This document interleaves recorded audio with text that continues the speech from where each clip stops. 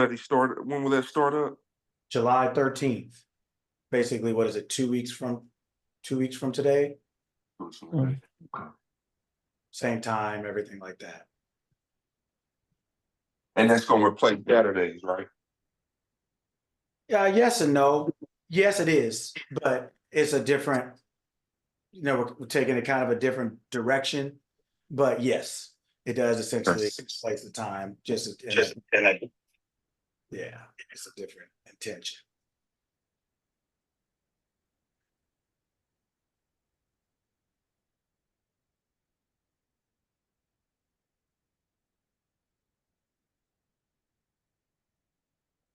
Yeah, I took my time, was intentional with deciding what I was going to do. It wasn't, I wasn't, when I knew it was time for, the Mindset Saturday to sign off, I didn't just put another thing in there to replace it or fill in the gap of the time.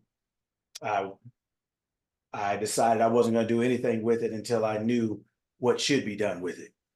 So it's definitely an intentional class. This class, honestly wasn't intentional. This class just literally came from a conversation with my brother and I on a Friday, like yesterday, let's say. And he was talking about something. And I basically was like, man, stop whining, stop crying. What you talking about, man? What we doing? And he was like, so, we were talking for a little while because I'm in California and he lives in Philadelphia, a little outside of Philadelphia. So we were just talking and things like that. And so he said, well, I have a couple other people who really could use, the stuff you're telling me all the time and whatever. And so we started a class. It was literally like today, started a class, but the class then started at 5 o'clock my time. So it was what, an hour and a half, hour and 40 minutes earlier. And it was 5 to 8, so 5 to 7. It was 5 to 7. That's what it was. And then we backed up a little bit because California people wanted to come. And, it's amazing to me how people are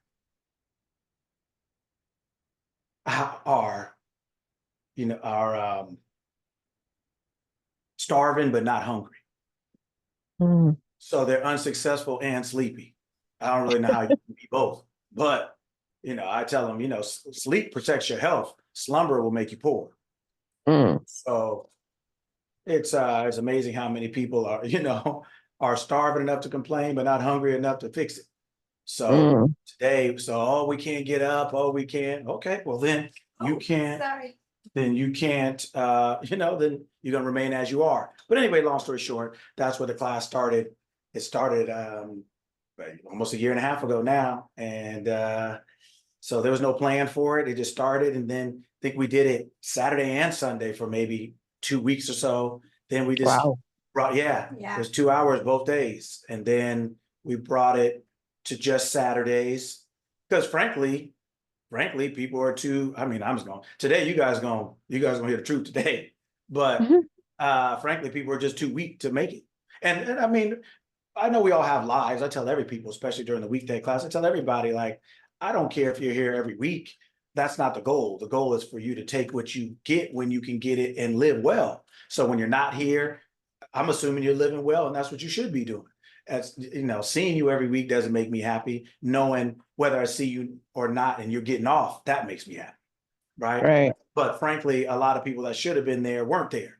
And so it's like, okay, well, I'm not going to beg you to give you something. So we'll just ramp it back down to one day. And and there was no plan for it. It just kind of kept going, kept growing. And what's funny is that pretty much, I see Gerardo just hopped on. Gerardo is one of the original people. But beside that, there's no original people on this call.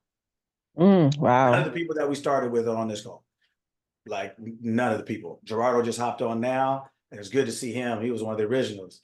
Good dude out there by my brother. So I've known him for a little while. But beside that, there's not one original person on this class. But like we always talk about, if you keep doing what you're doing, everything not like you will get filtered out. It's just like a glass of water. You put it in the sink and pour water into it. It's just going to keep refreshing itself, right? All the bottom's going to keep coming to the top and spilling over, and all the new water is going to replace it. And so when you have a consciousness of being or doing or having something, especially if you've chosen and it is what you want, it's going to refresh the things around you to reflect what you're thinking now. It doesn't matter what you were thinking 6 months ago, 6 years ago. If you change it now, it will start to change, right? Yeah. We're not stuck in what we thought a year ago or 2 years ago or a month ago, right? Each second is a new opportunity. Literally each second is a new opportunity. So when you understand that, you'll see how a lot of things are, are in your control to change when you're ready. Right? So yeah, so this class was not planned. It just happened, and now today's the last day it's happening. But this next one is planned. The one during the week is planned, as far as just its intent and direction, what it is, what it isn't, and all the other stuff. This kind of just was a conversation that just kept going for some reason. So it's good. Right. We thank you for that. I think that's one of the things I appreciate about coming in here on Saturdays. Although, like you said, it's not like, you're begging us to come, but it's also, reminders. It's also things you probably knew and you're like, wait a minute. Oh, that's, it's just like the aha moments. So that's really appreciative. And also it's like you said, you have to take in the information and then what do you do with it? You execute. We've all been, at the time, like joining something, you just do it out of habit and you're like, okay, I'll come there. I'll take this information. I'll write all these notes down. And then you don't do anything with it. I think with your delivery and your messages weekly, or, I've been, I hate saying the word, but I've been religiously coming just because it's a good morning ritual to do. And it just feels good whether I'm, sitting here. It's like I could be watching TV. I could be watching The Real Housewives, doing anything else, but I'd rather spend it with you guys. Right. Right. So it's just been helpful in my things I need to do during the week, or just reminders. And I really appreciate the delivery and the message that you've, given us and the time that I spent. So I really appreciate that. So, but I've executed, or I've thought differently, and that's helpful. I haven't, it's okay to be stuck. It's okay to feel whatever it is. I don't want to slumber. I am tired. I want to take naps, but I do want to execute and, make the moves that I need to make and not be hesitant. And you've given me clarity in certain things, or just, yeah. So I thank you again for that. Oh, it's my pleasure. It's my honor and pleasure. And thank you for coming. Nothing else I'd rather talk about and nothing else I'd rather do. It's my favorite thing in the world to do. And I'm grateful to be able to do it, 7 days a week, essentially. So, and I hope you replenish your energy, because this is a lot. because I love it. Wow. Because I love it. Like, I literally love it. Like, I don't like it. I don't, it's not a job where I'm, like I'm just here for the money, or it's not something I'm just doing for 2 hours and then 22 hours I'm a different person. Like, I'm literally the person that you see, in the sense of I'm about all this action, right? Because of how much is done, and how much it does for me. I talk to you guys the same way I talk to myself. I talk to you guys the same way. The same stuff I tell you, I tell me, or I've told me, or I will tell me, or remind myself if I need to, right? That's why it is. It's not some kind of Herculean effort. It's not some vitamins, or it's not that I'm stronger than anybody. I just, I'm excited about it, like a high school girl going to prom, right? Or, like a dude watching football on Sunday, or, just when you really like or look forward to something, the energy just comes with it. So that's why I enjoy it. And it shines through. It's authentic. So Thank you.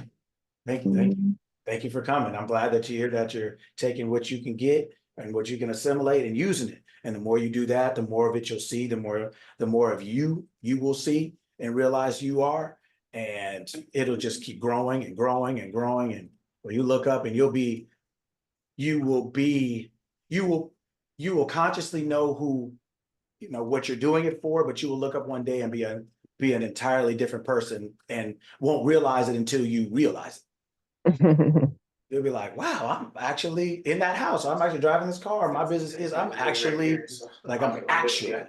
right? Yeah. A lot of times we don't realize what we've already become it'll, almost like a growth spurt. When you see yourself every day, it's not as immediate or immediately recognizable. But somebody who hasn't seen you for a couple of weeks or a summer, it's like, man, what happened to you?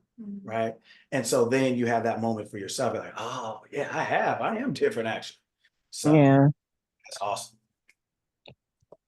And also the right people come into your space, your path, it's just, when you change that mindset, it's like, oh, Yeah. the Well, right people can see that's it. the point of this class, is that the right people are always in your path.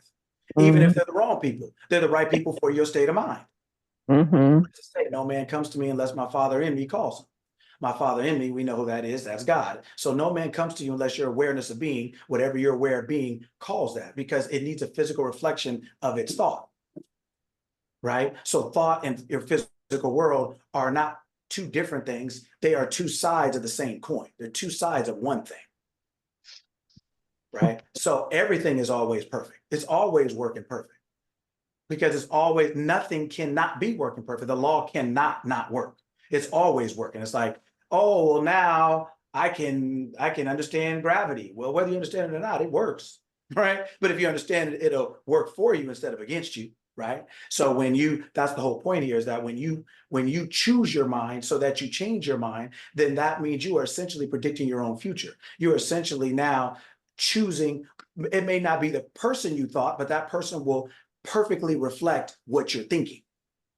And sometimes what the person that we would like to be something or do something or be somewhere is not the actual person that reflects your thought. So they either won't do it or they're not the person to do it, and it'll be hard.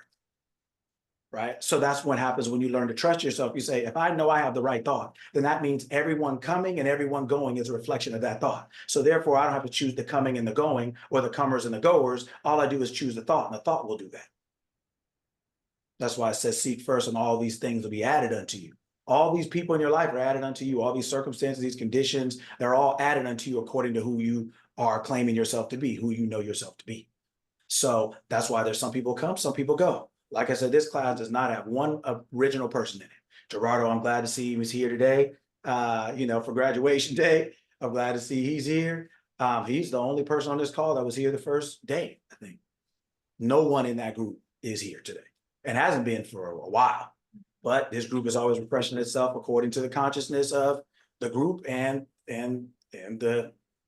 us running it, so to speak, right? So that's what it is, right? So once we choose who we are, everything else mirrors to reflect that. So that's wonderful. Morning, everybody. Happy Saturday. Graduation. Yeah, we're graduating today. So we're gonna start off we're gonna start off one way and finish up another. So, so we so I say get yourself ready today. Get ready today, boy. Get ready. But thank you all for coming always. Hope you all had a good week. It's happy Saturday. It's good to see you all. Always, it's good to see you all. Hey, Coach, how you? Yes. It was funny how you were just saying about gravity exists whether you believe in it or not, right? Yeah. I was running this morning, and we run the bridges in the downtown here in Jacksonville. And Okay. when going up the bridge, I was like, boy, gravity is not on my side. But coming down that bridge, I was like, thank God for gravity. Yeah. Yeah. Isn't that funny? Yeah, man. Yeah. It's always at work, right? It's always at work. And that's what we talk about in this class. The law of mind is always at work. It's just like gravity. The law of mind created the law of gravity. It's no different. It's the expression of the law of mind, right? All just like it's a physical expression of the law of mind. So all physical things are an expression of the law at work. So we don't have to control the physical things. We just learn how to work with the law. And then, like you said, and then we get on the other side of the bridge and everything is easy. It'll do all the work for you. So when it says that this battle's not yours, it's the Lord's. Yeah, this battle's not yours, it's gravity's. So if you get on the right side of gravity, if you get on the right side of the law, you'll have justice and peace, right? You'll have gravity, at your back, pushing you down, and you just like Titanic. You just out there like, it's all right. Yeah, I'm on top of the world. Right? So yes, sir. Yes, sir. Yes, sir. Yes, sir. That's wonderful. How's everyone else doing? Great. Good morning. Good morning. Good morning. Good morning. Morning. Good morning. Bless you. Good morning. I'm well. Thanks for asking. That's right. There you go. Top, not the bottom, the head, not the tail. Victory always, victory only. That's it. That's it. How are you today? Oh, great, great, great. Happy Saturday. Glad you all are here to let me run my mouth and everything else. That's wonderful. We're graduating today. It's the last time we got to listen to the principal like this. Yeah. So it's wonderful. It is wonderful.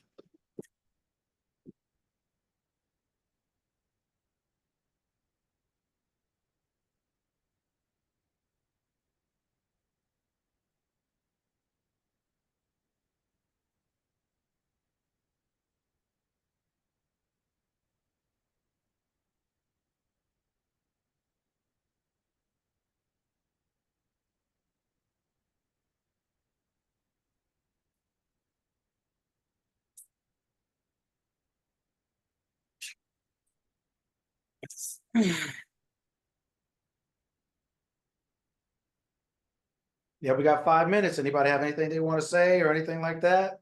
We're getting started in about 5 minutes, but this is what it's for. Yes, I have a question. So yesterday, I had to click off probably 15 minutes before the class ended. Yes. Are you continuing that conversation? Because yeah. that is okay. That's coming the first 30, 45 minutes. Okay. No, I'm going Jack the Ripper on everybody. I'm coming straight for the neck, for the throat, like the Wu-Tang Clan. I'm coming at everybody today. First 30, 45 minutes. Because like all of you, I'm grown, right? And as a teacher, as a person who is teaching, right? The person grows, the teacher grows, right? As who you are grows, your expression or wherever you're expressing yourself grows, right? So I have realized after doing this, for some years now, I've started to see certain patterns, which is why I've been talking to the group during the week about it essentially. And I've seen certain patterns kind of come over and over and over. And I'm like, oh, okay, this is a real thing.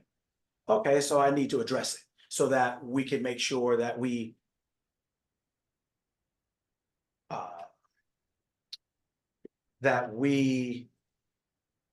are addressing everything it takes to be what we want to be, right? Not just the physical and not just the mental, but like everything. And you'll see when I go into it today, everything. Like I tell the people I work with athletically, like I look at everything you do. I look at how many pair of socks you wear, what kind of shoes you have on. I look at what time you got here. I look at what time you went to sleep. And so I'll look at you and then I'll test it, right? So I may run the same drill for 2 weeks straight for 5 or 6 different reasons. Because I want to see sometimes if you're in shape, I want to see what your liver and your kidneys are saying. I want to see what your feet are saying. If you haven't enough socks and now you start, or you don't, and now you're getting blisters. I want to see if you I'm testing every part of you because every part of you is required to get to where you want to be or be who you want to be. You don't get to leave a part of it out, right? Like, it's not the gym. Every day is leg day. Right, you can't just work upper, right? This ain't jail. You ain't just doing all upper body and wearing jeans with a tank top on, right? I'm testing everything, right?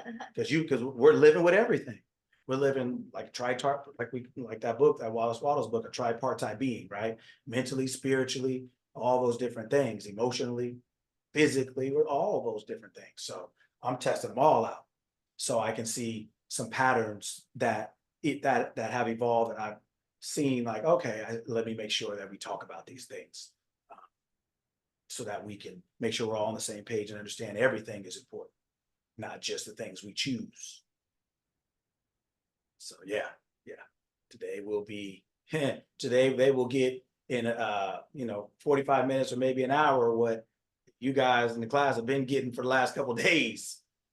Everybody's in trouble. Your brother did something, now you come home at the wrong time. Now I'm almost swinging at everybody. There's everybody around. So yeah, well, yeah, that's good. So yes, we are. Yes, we are.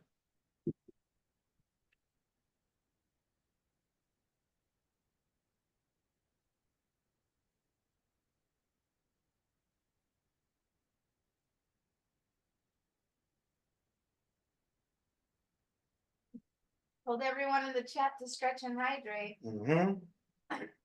I gave them the warning. Yeah. They can't say I didn't warn them. That's it. That's it. That's it. Leslie, I see your store was popping yesterday. It's going to be popping again today and tomorrow and every day thereafter. It's just popping. I love it. Yes, I woke up this morning and had 6 sales on deck. I'm like, all right, let's go. There you Get go. up. There you go. What's going on? Yeah. My daughter called me and she goes, we got 6 sales. And I said, of course we do. Right? Yes. There you go. There you go. Yes. See it? Wonderful. I love it. Wonderful.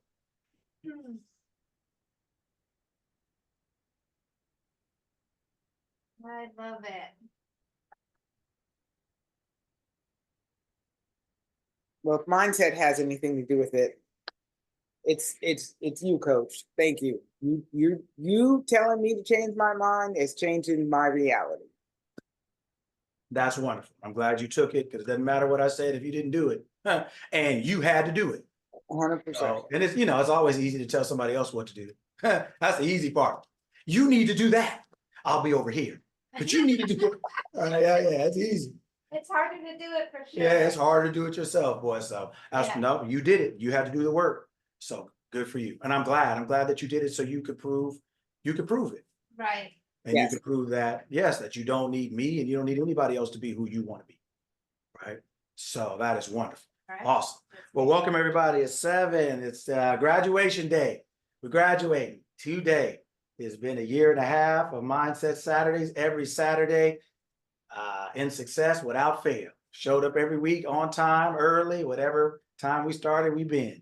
So today is graduation day. So I'm the principal up here giving my last a commencement address. And so first I'm gonna start off offensively. On the offense and offensive. All right, so first we're gonna start off with some house cleaning. All right.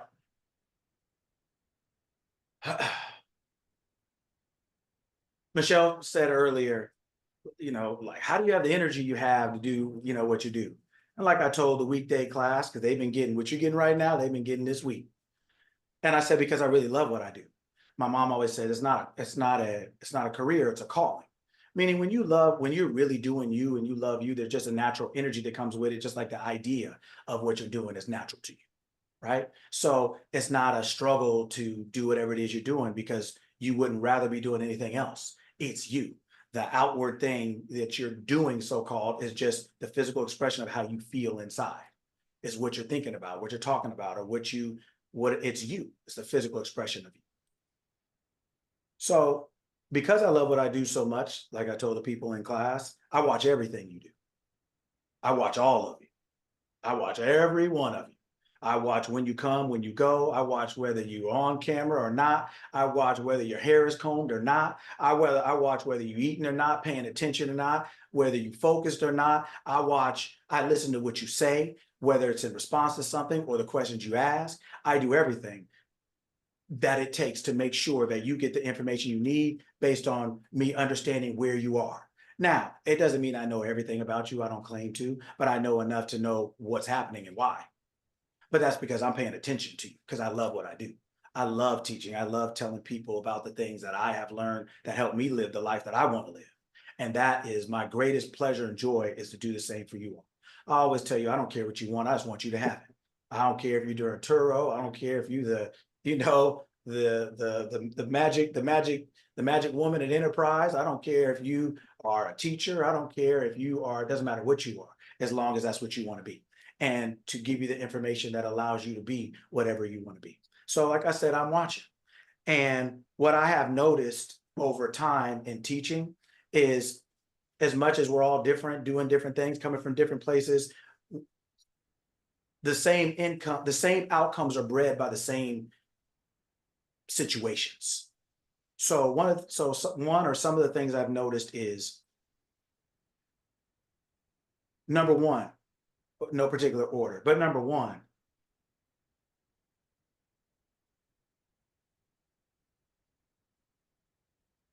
you're not in a group to hide.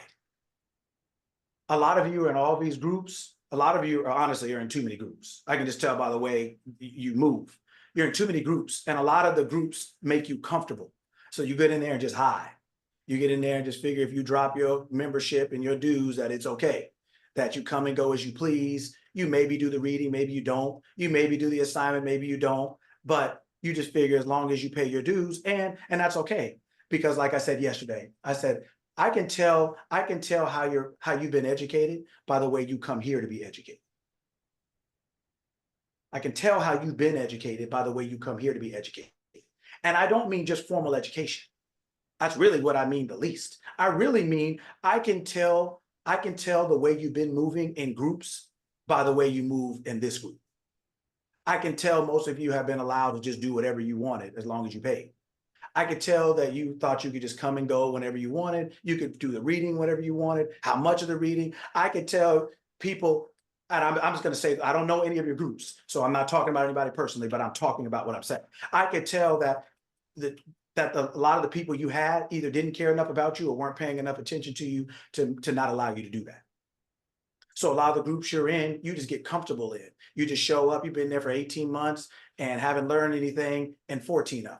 In the last 14, but you wouldn't know it because you're not really committed to it. You're just attending it. You're just like going to school, sitting in the back with your head down or your backpack just sitting right next to you. You're not really into it. But this is your education. This is your life. And so I see the same patterns happen. That's why I'm talking about it in this class, because I see it with my athletes. I see it with other parents that I work with, kids that I work with. I see what happens when people get into groups. And a lot of times it allows them to lose focus because you're in a group. And so a lot of times the teacher or the whoever's running it is not able to focus on you. They're not able to actually look at you and see you. So you can slip in, slip out, whatever else it is. And then when you're called on, oh, I couldn't do it. Oh, my back. Oh, my kids. Oh, my this. Oh, my that. And you have two options. You either have excellence or you have excuses. You can't get both. You can't have both. You're either excelling or you're making excuses for not excelling, right? But I see it in groups. So a lot of you are in so many different groups playing hopscotch, going from this group to this group to this group, thinking in the aggregate, right? If you combine them all, you'll get something. But a lot of times it's causing you to be double-minded because you're hearing too much and you don't know what is valuable and what's not. You don't know what to prioritize and what not. Right? That's one. And then some of you are in groups that are directly conflicting with what you're hearing here. Now, I don't mean me personally, but the information you're hearing.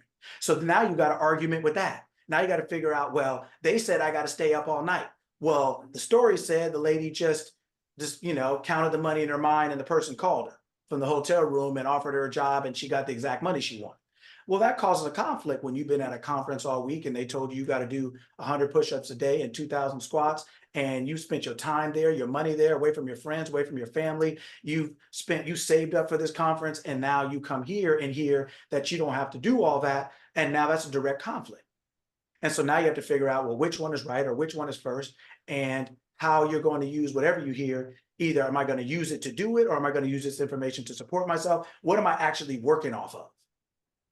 And a lot of times where you guys are hiding in these groups and you're not actually participating.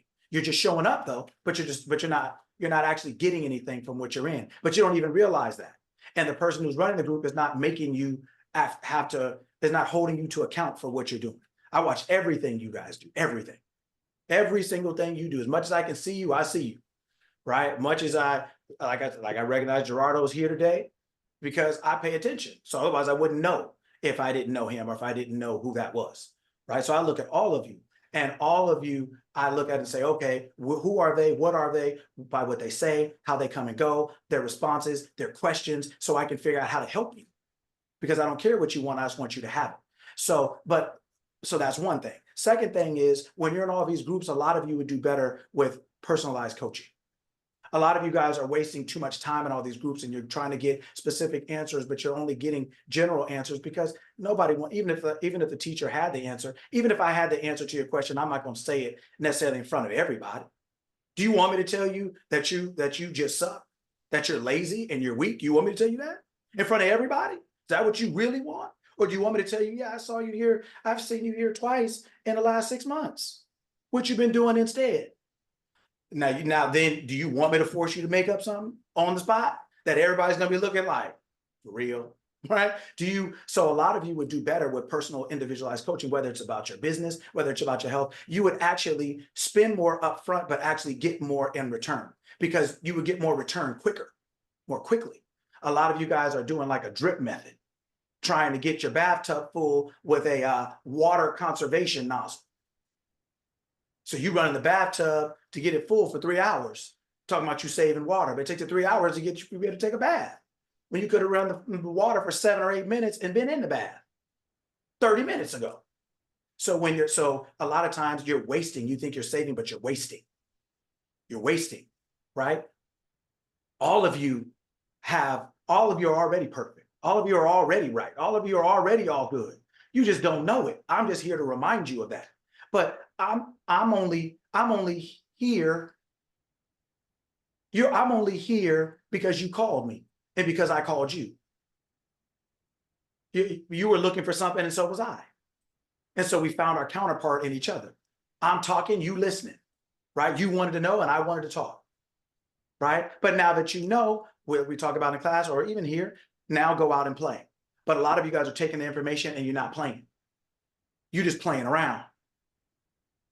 You're just playing around. And you waiting and waiting and waiting and waiting and waiting, thinking you're waiting on something else or someone else, and you're just waiting on you. And because you're waiting on you, you can wait forever. So you're essentially at home by yourself, waiting for somebody to pick you up for work, and nobody's ever coming.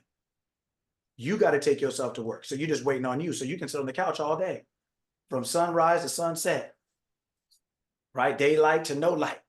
You're going to be sitting in the same spot, because who you think you're waiting on is actually you. Who you think you're waiting on is actually you, right?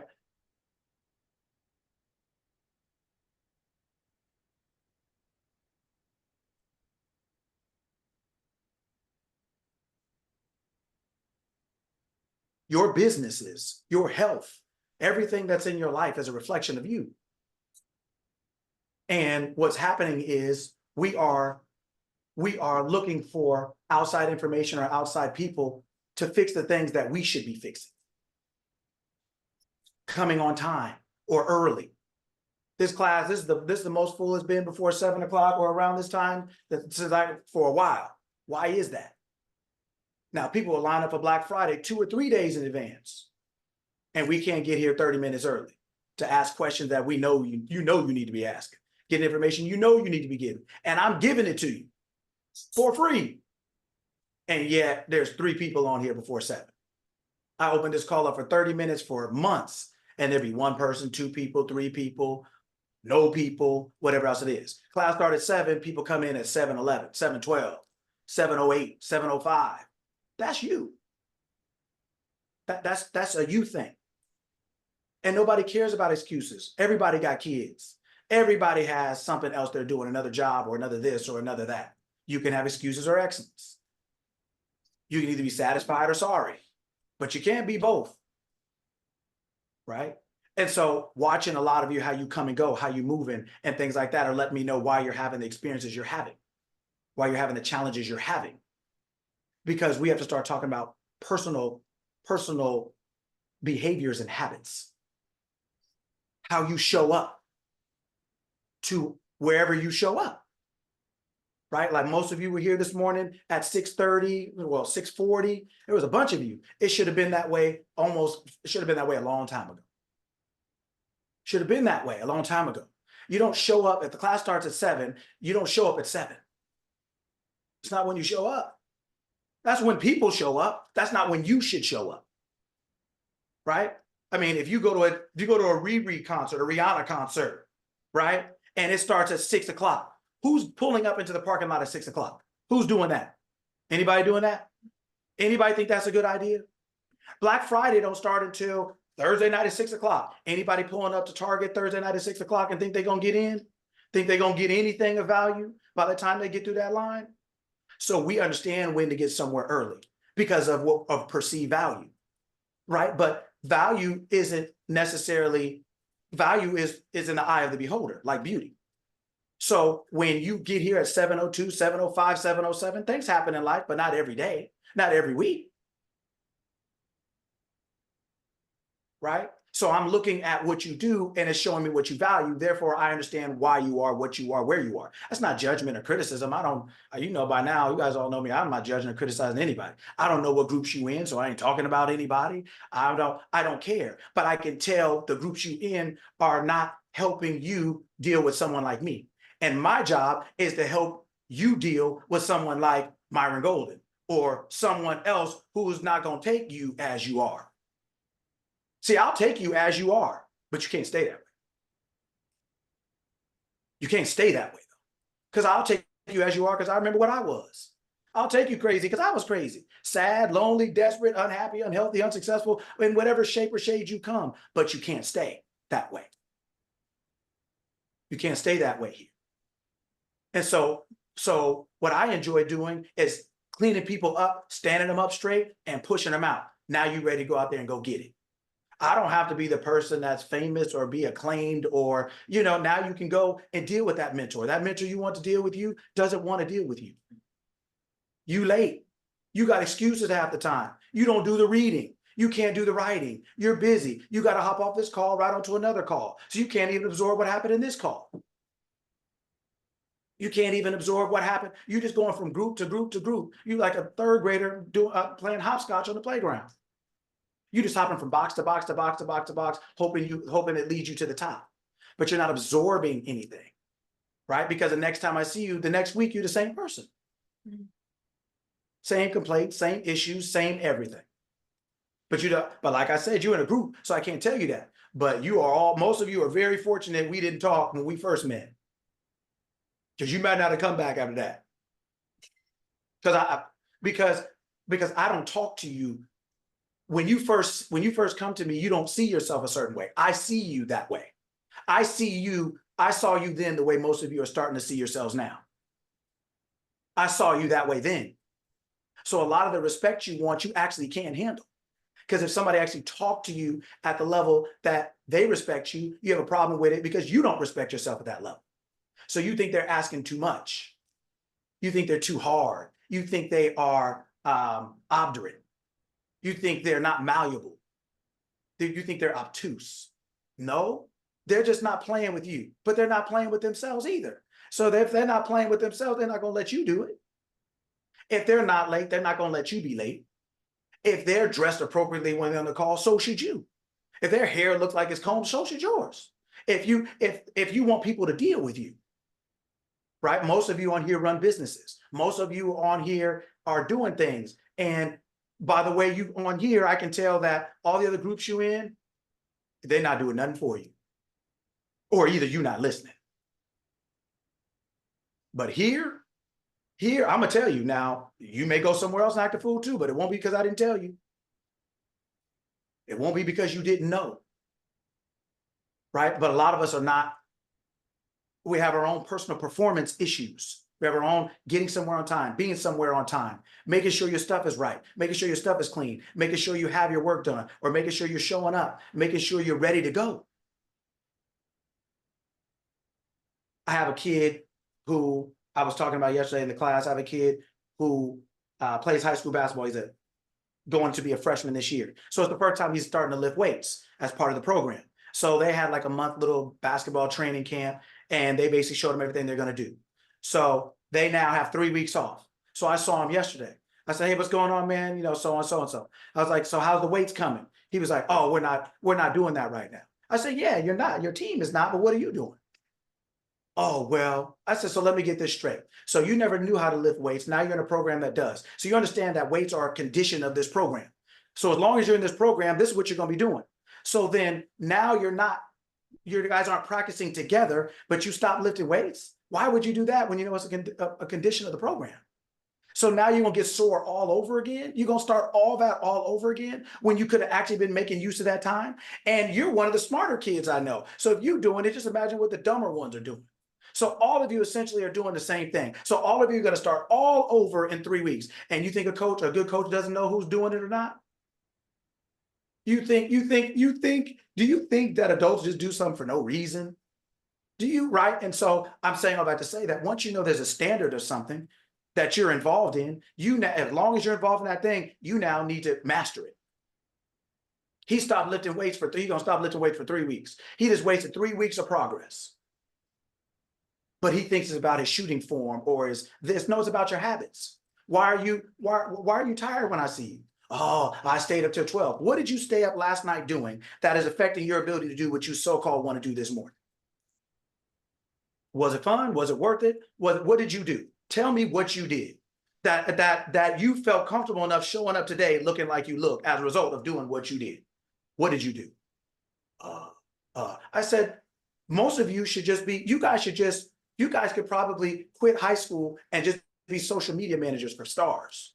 You guys are social media masters. You guys should just start your own social media company and just post for everybody. Just start charging per post. Do something you're good at if you're gonna do, because what you're doing right now, you're a loser and a bum. That's just what I told him. Like, what you doing, man? What we doing out here? How come I'm here earlier than you and I can play and you can't? What we doing here?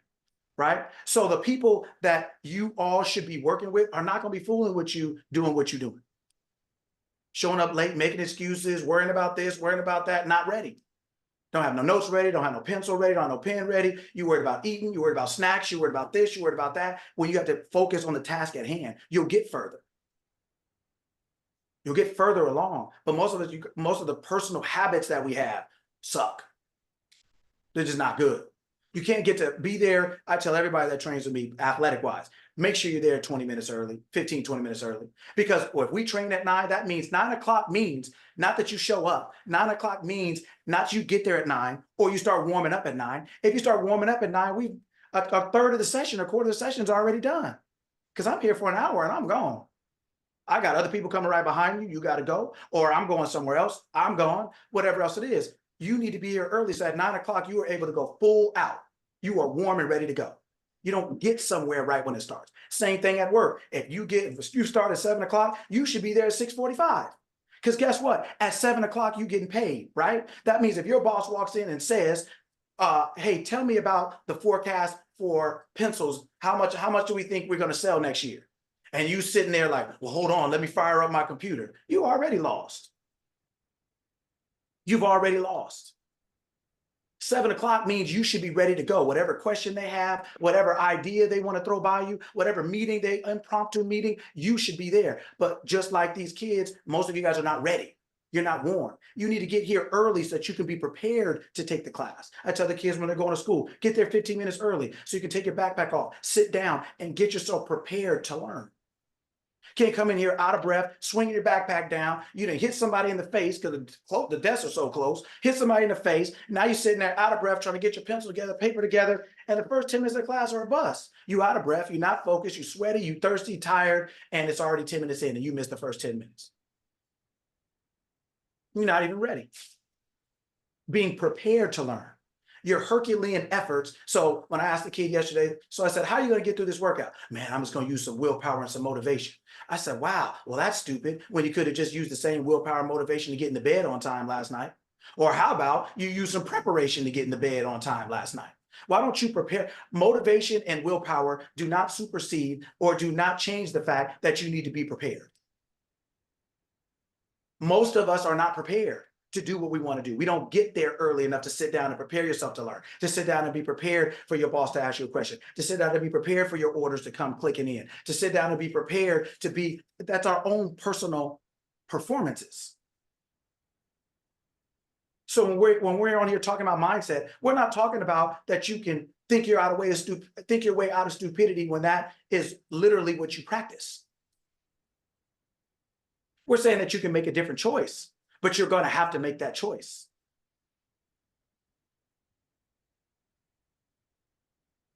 A lot of us are just sitting here just winging it. We're like first responders. We just winging it.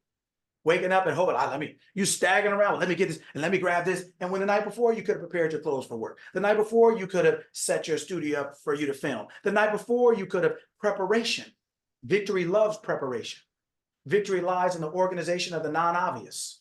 But I can see most of you are not prepared. But you'll come here and try hard. But people have let you think that's okay. But that's because most of us have been generally educated. Education is only designed for assimilation. It's only designed to make you like everyone else. That's the literal premise of education, is to assimilate you, is to make you like everyone else. It's not designed to make a leader. College was never designed for everyone. Higher education, that's why they call it higher education. It wasn't designed for everybody. They didn't care about everyone else being higher educated. They just, what they cared about everyone being educated so that everyone could follow directions and understand the same thing and get along. That's what education is designed to do. But all of you on here, most of you are entrepreneurs. So you just by nature, you decided to take it up a level that most people will never know anything about. But that means you have to be something that most people you know and even don't know are not. But you can't be an entrepreneur acting like an employee. And most of you are doing that. Now, while you're working, you'll be Hercules, but your preparation is weak. Your focus is weak. Your discipline is weak. Your awareness is weak because you're just, right, well, when you're in it, you're in it. But yeah, so is a person taking a test. When they in it, they in it. But if they're not prepared, what does being in it do? Just put A, B, C, D, and then put D, C, A. Everybody tries to come up with tactics and all kind of things for not studying, for not being prepared. Prepare yourself. Be prepared for what you want to do, for what you want to be, for what you want to have. When you wake up in the morning, order your day. What does that mean? Just like you go into a restaurant and you order, you decide what you want to eat. You don't let somebody else do it. When you wake up, order your day. Decide how this day is going to go for you. Decide I'm going to be successful in this or this. Decide that this is going to work out for me. Decide that, order your day. Don't wake up and see how it goes. Well, how's it going? I'm going to see how it goes. Well, then who's deciding how it goes if you're going to see? Who is that then? So you're going to let somebody else decide how it goes for you? You don't wake up and see how it goes. You wake up and say how it goes. You don't walk into a restaurant and see what they say you should order. That meal will be out of your body in a day or two. And you're going to let somebody control your day that you only get one of like this?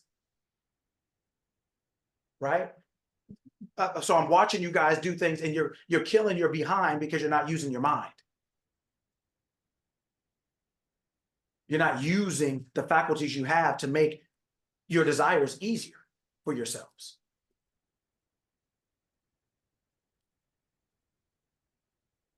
So a lot of the struggle that we're having is because just purely, first and foremost, just a lack of preparation. You're not prepared to be successful.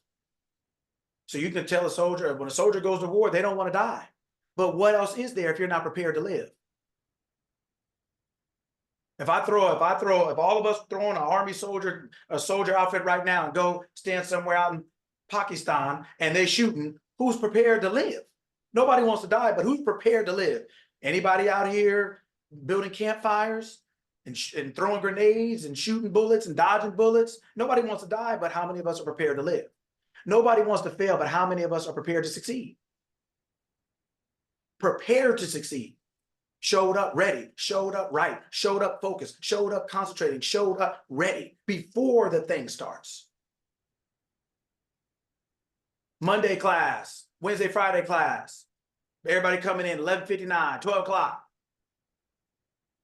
I watch everything. And I don't say much because it's middle of the day. I get it, but I'm there. I got kids like everybody else. Everybody got something to do. Do you want it or not? Do you want to be what you want to be or not? You can't, how many things are you going to put in front of what you want and think you're still going to get it? Like I was talking to the kids, so let's get this straight. So you want to stay up late doing God knows what, and now you don't look like God, you look like hell. Ain't no heaven around these spots. Oh, I'm okay. Did you tell your eyes that?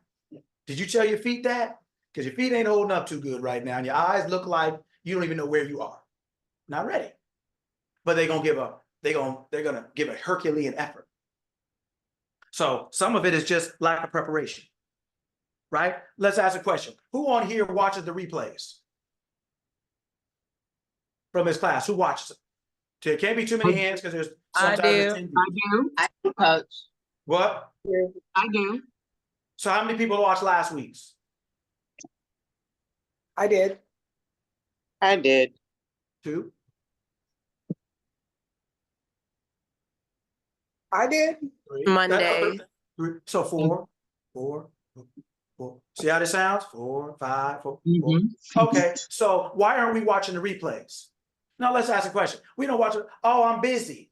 Oh, I'm this. Oh, I'm that. Well, I can guarantee you, ain't nobody else telling you more truth than I am. I can promise you that. Now, there may be some other people telling as much, but it ain't more. So then are you listening to somebody else who's telling you the truth? Or are you just not listening at all? You listen to it once. So does anybody here go to a concert of their favorite artist and say, I don't need to listen to their CD anymore because I've been to the concert? Does anybody do that? Man, you went to Jay-Z concert? Yeah. Oh, good, man. All right, yeah. So, and I don't listen to the music anymore because I've been to one concert. I've been to the concert. I've heard it once.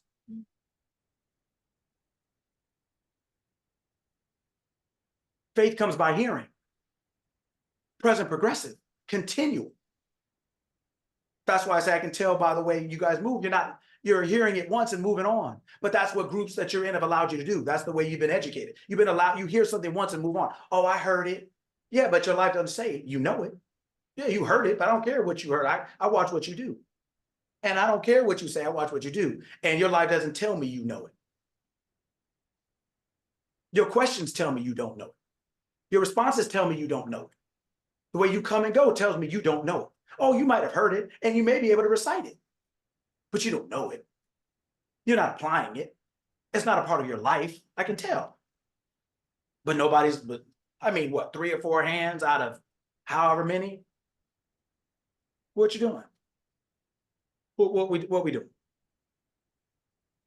What we doing? What do you think is going to keep happening here?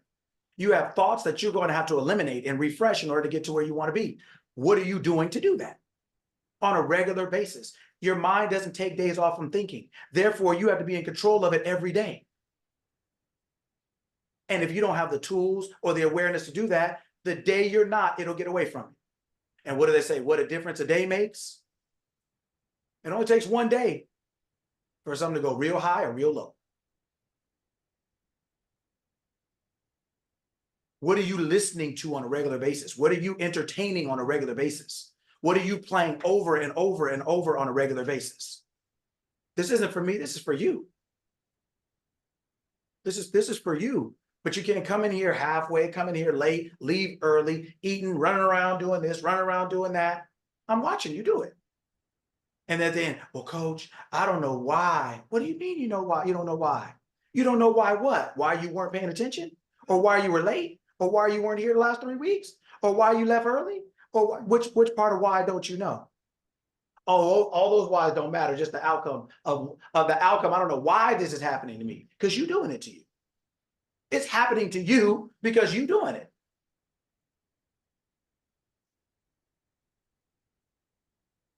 See, most of us have never been taught or told how to think because there's no license for it. There's no test for it. We've come into the game with the ability to think. So we've never really given it much thought. We've never given thinking much thought because we came into the game learning or knowing how to think, but not learning how to think.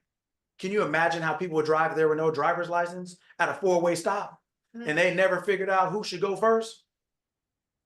Can you imagine if you walked in the doctor's office, you're like, man, I'm not feeling well. And you were like, well, what? And you didn't see a degree on the wall anywhere. Imagine you walk to a law office and they were like, yeah, I didn't really do the law school thing. You gonna hire them as your lawyer? Right? Like, what we doing? We're living this life with no degrees, with insufficient levels of awareness and knowledge trying to win. And then we'll put it all on trying hard. That's foolish. We're not bad people, but a lot of it, we have bad habits. Because we've been allowed to get away with them and nobody stopped you and be like, yeah, nah, that's not going to work here.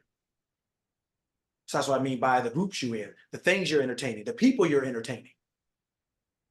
You don't owe anybody anything that will prevent you from making the most of yourself. If you're not blooming, you dying. It's one or the other. So either the people you're hanging with, the groups you're in are either helping you bloom or it is assisted suicide. Up to you. It's up to you.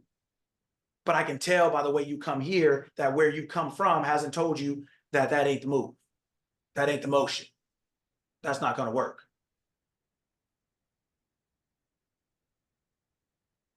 Right?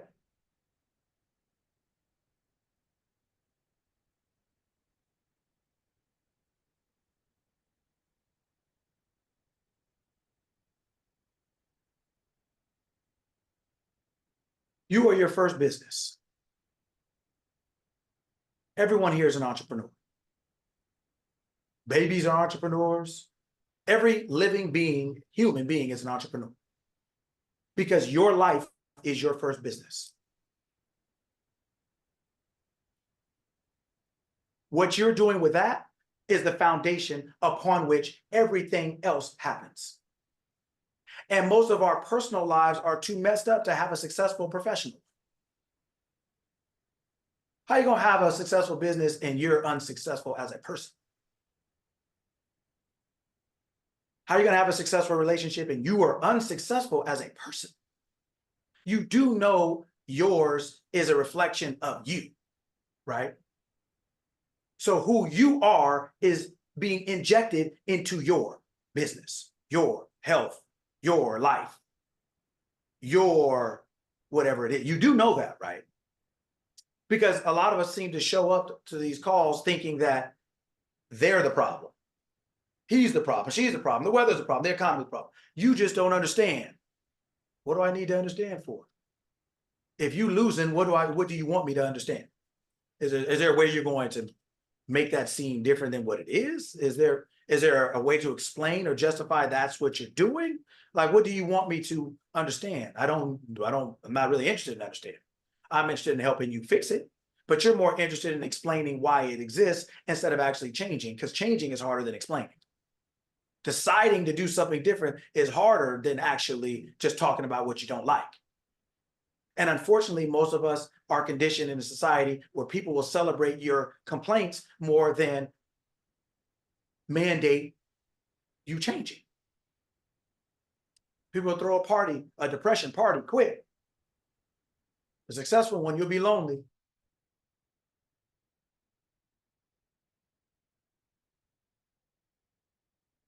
You are your first business. You are the foundation of everything. And unfortunately, now everybody's telling you anything goes. And so on one end, there's no boundaries and standards. On the other end, you have religion that tells you essentially you're nothing. So on both ends of the stick, you can be anything, but there's no boundaries or safeties. Over here, there's some safety, but it's really just restriction. So you're just in the middle, just kind of floating. Just floating, just trying to figure out what's happening here. You are your first business. If you are not aware, if you are not awake, if you are not paying attention to you, if you are not looking at your disciplines, your habits, and all these other things, you're going to lose. Doesn't matter who you blame. All of us see homeless people walking around. Anybody giving them a ride? Anybody taking them home and fed them? Anybody say, come get in the car, tell me all your story? Anybody do that? Yeah, so nobody care about what you're talking about either. Everybody got something to complain about. Everybody has something they didn't like. Everybody has something that they didn't like happen to them. Everybody. So nobody cares about what you're talking about. What do you want for yourself? There's so many opportunities you can be taking advantage of in your lives. That I watch people just slip right past them. Just walk, sitting right in front of you, but you won't wake up. You won't get up. You won't. Okay, but it's right here. We're chasing opportunities because when it was sitting right in front of us, we were asleep. It was sitting right in front of you. But after a while, it just started moving. Now you got to catch it.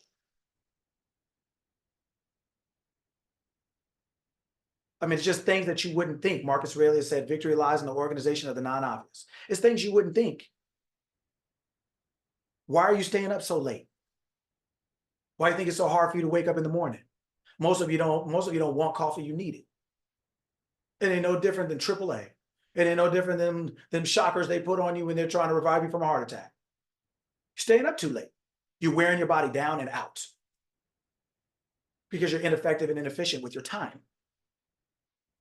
There's nothing wrong with liking something, but just because you like it doesn't mean that you don't need it. Need and like are two different things. And most of the habits we have are out of this, we need them. We don't even have a choice on whether we do it or not. We need it. We're staying up too late. We're doing things that take from us instead of give back to us. Whether they're friends, whether it's what you eat, whether it's how late you stay up, whether it's whatever it is you're doing. A lot of it is taking too much from you. And it's not giving enough or anything back to you. Then you wonder why you've done all these things during the day and you're exhausted and you still feel unsatisfied. You still feel like it's like eating a whole bunch of candy. So you're too full. And if you eat any more, you'll be sick, but you're not satisfied. Because you didn't really have anything with any nutritional value. Take a look at your day-to-day activity and see how much nutritional value is in there. How much time you're spending with this person, that person, watching this thing, reading this thing, listening to this thing, or whatever else it is. You'll see that you are nutrient deficient. But you've eaten a whole lot. You've done a whole lot during the day, but you are outcome deficient. Because there's no nutrients, there's no wisdom or skill in what you're doing. Because you're not prepared. You're just out here responding. You're out here just acting. You're out here just running around trying to make it work, trying to make it happen. It doesn't work like that. Doesn't work like that. All of you have what it takes to be whatever you want. But you're going to have to start with yourself. You're going to have to take a look at what you are doing. Stop and take a look at what you're doing. Like I said, should you be up that late? Should you be over there? Should you be wearing that? Are you ready to go? Are you prepared to go? What time do you get to work? What time do you go to sleep? What time do you do this with your kids? What time do you do that? Are you prepared to go to work? Are you prepared to go to sleep? Are you prepared to spend time with your kids? Are you prepared to do whatever it is you're doing? Most of us are not. We're constantly running behind. Or robbing Peter to pay Paul. It ain't just money, it's time too. Well, I'm gonna take this time from over here. And now you look up and you're like, oh shoot, I got to get on this call in 5 minutes. Haven't prepared for the call. And you think somebody doesn't know? When I have people who call me for one-on-one calls, I can tell within 30 seconds whether they ready, a minute. You can tell, because I'm ready. I can tell when you're not. You can try to finesse it, but I can tell. When I ask you a question, did you do the homework? What did you do? We talked about, well, you're not going, well, okay, well then, what are we doing now? Well, now what? Where do we go from here if you don't do your part? Where do we go from here? Just because you sign up doesn't mean you don't have to show up. You have to show up. You have to do your part. Just like you get somewhere early for Black Friday, like you get somewhere early for the Riri concert and get great tickets and tell your friends you're going to get your outfit going and everything like that. Do the same thing for work. Do the same thing in your parenting. Do the same thing for your business. Do the same thing. Do something. But part of the problem is that a lot of us are doing things we really don't want to do. We really don't like. So every day it's a struggle. It's a struggle. Every day it's a struggle because we're doing things we really don't want to do, really don't like. But in this class, we teach you how to change that by changing you, by saying, okay, I'm now the person who. How you do that if you don't show up to class? Or how you do that if you don't spend any time reading? How you do that if you don't spend any time listening to the information again? Nobody else is going to tell you you can do it. Everybody else is going to tell you you can't do it. Everybody else is going to tell you, oh, you got to pay for your kids, or you can't do that. Nobody else is going to tell you you can do it. We're one of the only people telling you can. But you're spending the least amount of time with us. You spend the least amount of time with the information that's going to give you the most bang for your buck. And you're spending too much time with information, people, places, things, groups, and everything else they're not giving nothing. They're just taking your buck. Taking your time. Taking and not giving you anything back for.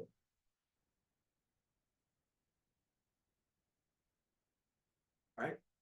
I watch you all. I watch you all I watch you all of you, because I love doing what I'm doing. It's like a parent who loves their kids. I watch everything you do because that's how I help you. And I enjoy helping because I enjoy feeling helped. I enjoy when I first heard this information. I was like, you can do that for real? That's why I love talking about it so much, because of how much it's done for me. I'm not just a pastor up here and then take my robe off and then you'll see me somewhere in a Motel 6. That ain't me. You ain't gonna catch me. You ain't gonna catch me slipping. It's not. That ain't me. So I'm not on here putting on a show. This is not some kind of, this is just me giving you information that you can use any way you want to live the life you want. But if you don't practice it, if you don't spend time with it, if you think that it's just another aphorism or another bumper sticker or another refrigerator magnet, you're missing the point. And your life is going to be the same. It don't matter how many weeks you show up here straight. Doesn't matter. You're still going to be the same. You are your first business. I don't have anything against marketing and advertising and everything like that. I just try to save you from yourself. Because when you do market and you advertise and people show up and get to know you, you'll lose your business faster than you created. You'll lose it. I see people constantly messing their business up, constantly. I work with people constantly doing it. Why would you do that? Oh, I worked with not a while ago, but I worked with a woman who was a hairdresser. She was complaining about her clients complaining about her being late.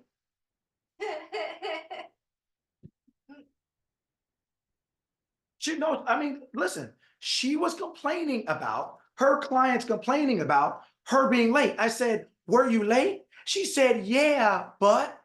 I said, why did you even say but after the yeah? What makes you think there's something after yes? If they accused you of something you didn't do, cool. But if they told the truth, what is it that you're refuting here exactly? I said, listen, you can have your feelings or you can have your business. You're going to have to pick, because sooner or later, your feelings is all you're going to have. Now, I hope your feelings can call the utility company. Hope your feelings can pay your car note. What are you talking about? Well, I don't understand what. That's why your business sucks. You come on here, you want me to tell you some kind of strategy. Get there early, fool. What's wrong with you? What are you talking about?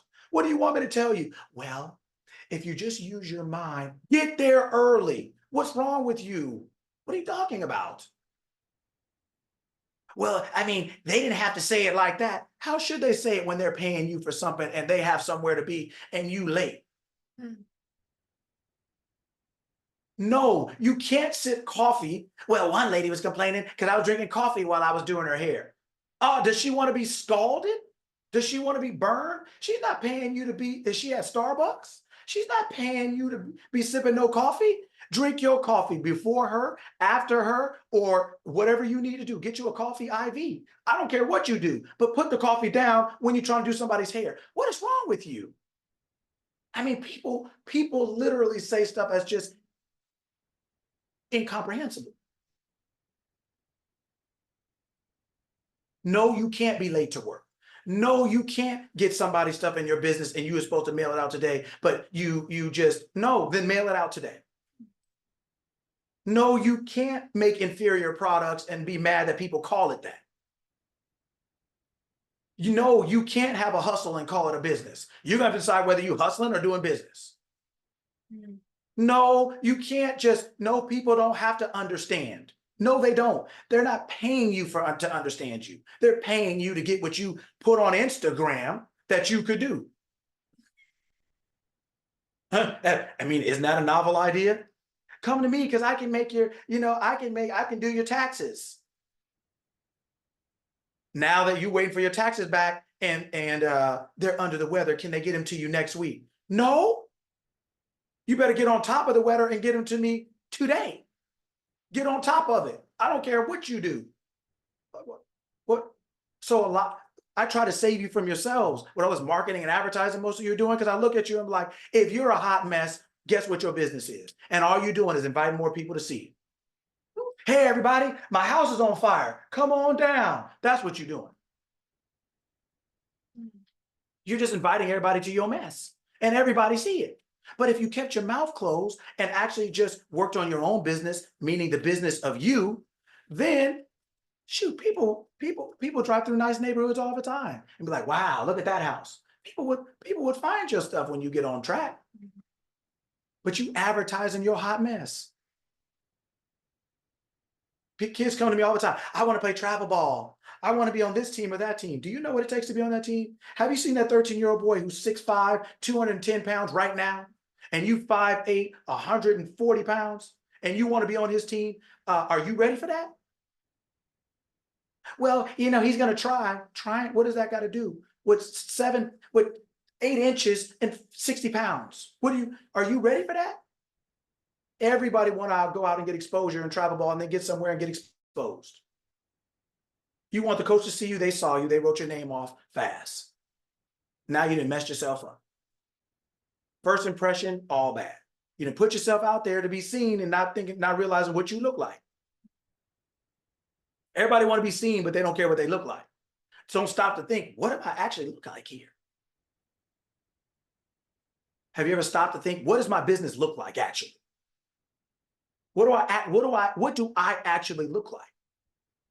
How do I show up every day? Like, how do I act? How do I carry myself? How do I dress? How do I speak? What do I talk about? How do I carry myself? You don't have to worry about the bully at school if you got one on your block. You got to get past your block first before you can deal with that. And everybody's on here dealing with their business and everybody's dealing with strategies and techniques and everything like that. But you're not ready for that strategy or technique. So everybody's selling you windows and solar panels and you got a faulty foundation. Your foundation cracked and you leaning. So now your windows and your solar panels will be leaning. You'll be sitting up in there like, I'm getting free energy. Your foundation is weak, it's cracked, it's soft. So when the wind and rain beats on it, it's like sand, it just crumbles.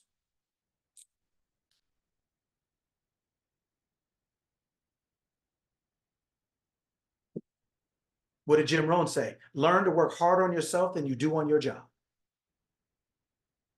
What did he say? He said, working on your job will make you a living, right? And working on yourself will basically make you wealthy. Well, that's why most of us are just earning a living. Just check to check. That's it. That's the level that we prepared at. That's the level that we're therefore performing at. Hustling and working hard and all the Herculean tasks, that don't save that. That don't change that. You've already lost before the game started. You already failed before they put the test out. You're not ready.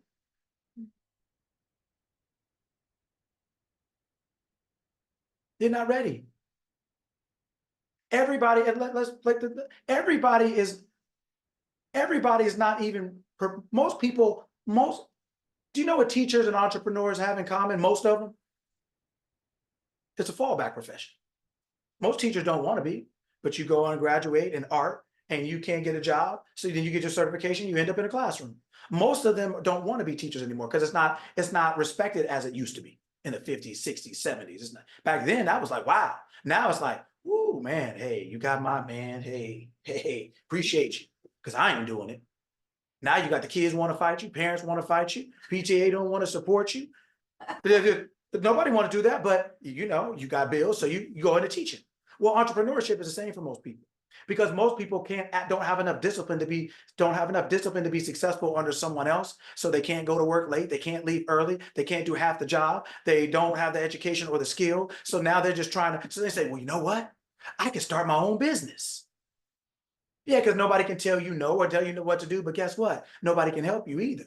Or nobody can tell you what your business should be either. So now it becomes something that everybody thinks is little to no barrier to entry, but why do you think most businesses fail? Businesses don't fail, you fail. Business don't fail. The business didn't make itself. The business never succeeded. The business failing or the business succeeding is you failing or you succeeding. There is no such thing as a business. The business is you. It's just an extension of you. Businesses don't fail. Health doesn't fail. Your health fails. That means you fail. Your business failed. That means you failed. Your business is successful. You are healthy. That's because you are, or you are. You aren't, or you aren't. It is not anything. It does not do anything. The knife cut me. What? My heart attacked me. What? It doesn't do anything. It is governed by you. If you actually get yourself in order and together, your business will flourish. But it can't flourish if you're a failure.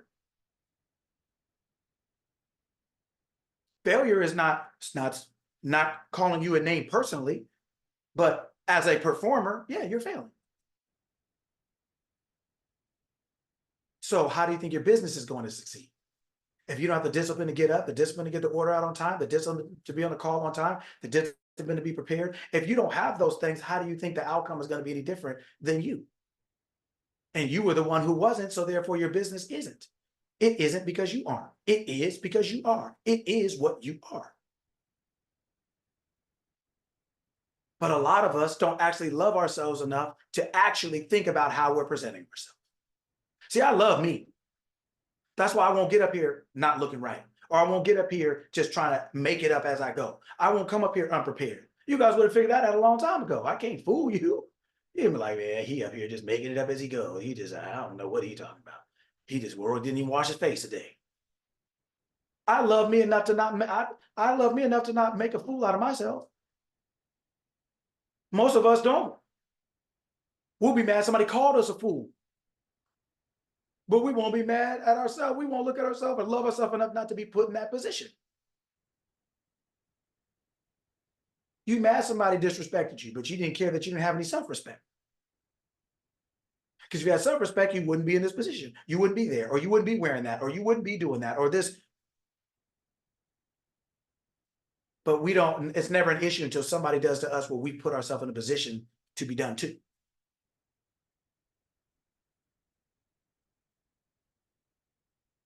The first business you have is you. When you say your name, right? So everybody say it to yourself on 3. You don't have to say it out loud. Say it to yourself on 3, right? You're going to say, my business is, and whatever your name is. My business is whatever your name is. All right, on 3. 1, 2, 3. 1, 2, 3. 1, 2, 3. Now, who wakes up saying that to themselves? And you wonder why you're failing. You wonder why you're failing. Because you think it's when you get to work. You think it's when you get to the office. You think it's when you get on Zoom. It's when you open your eyes. You're open for business. When you open your eyes, you are open for business. That's what's open. Your business is you. If you learn to work harder on yourself than you do on your job, you will have any job you want, whether it is being employed or employing.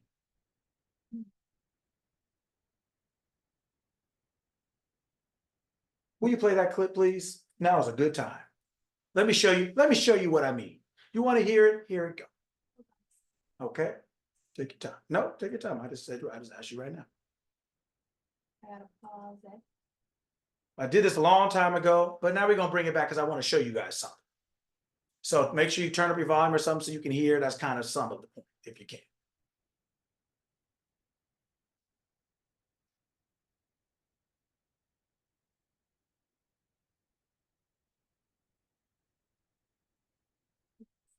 Okay. What is asking me for my password? Okay. No worries. It's worth a minute to make a point. I want everybody to see it and know. And if not, we can't get it, we'll just move on. Yeah, I mean, it's asking me for my password and now it's stalling. So let me look at it.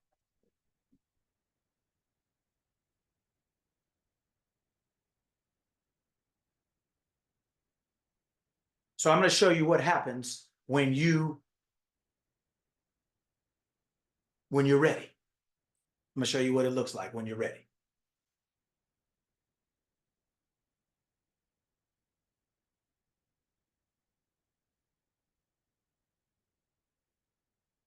I'm talking about this stuff today because I want you to understand what's really happening. And if you can fix the first thing, make the first thing first, which is you will see how everything else will flourish. You'll see that you are your own business. And when you open your eyes, you're open for business. My name is, right? The name of my business is, my name is, my business is me. When you understand your business is you, then you really will work harder on yourself than doing anything else. You'll really see how, wow, once I got myself together, everything else just seemed to come into picture, seemed to come clear, right? That is what we are going to see right here real quick if we can. If we can, so good. Does it work? Yes, no. I don't know if it's sharing sound. Give me a second. Okay. This is the first time it ever does that, where it's asking me to.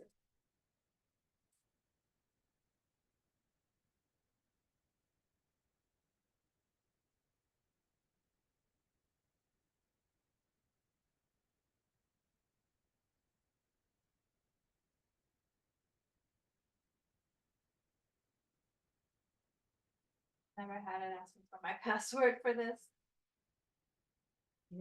Let's see. I don't know if you guys can hear when I play it. Give me a second. Let me know. Oh, because I have it on here. Oh, Oh, all that. You have to do all that. yeah.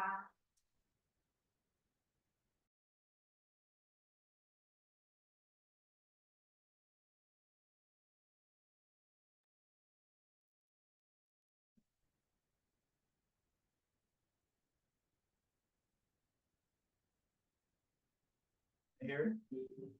Can you guys hear it? Can you hear it? Yeah. Oh, they can't. Yes, I can hear it. Okay. I can hear it. Okay, listen. So listen and watch.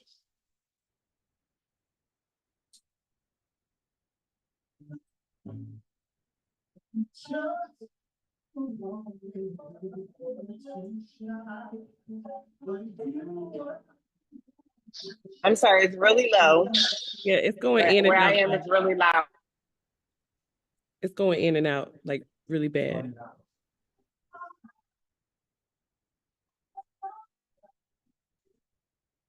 Is it? It's going out. It's going in and out really, really bad. We'll just do it next time. It's not working.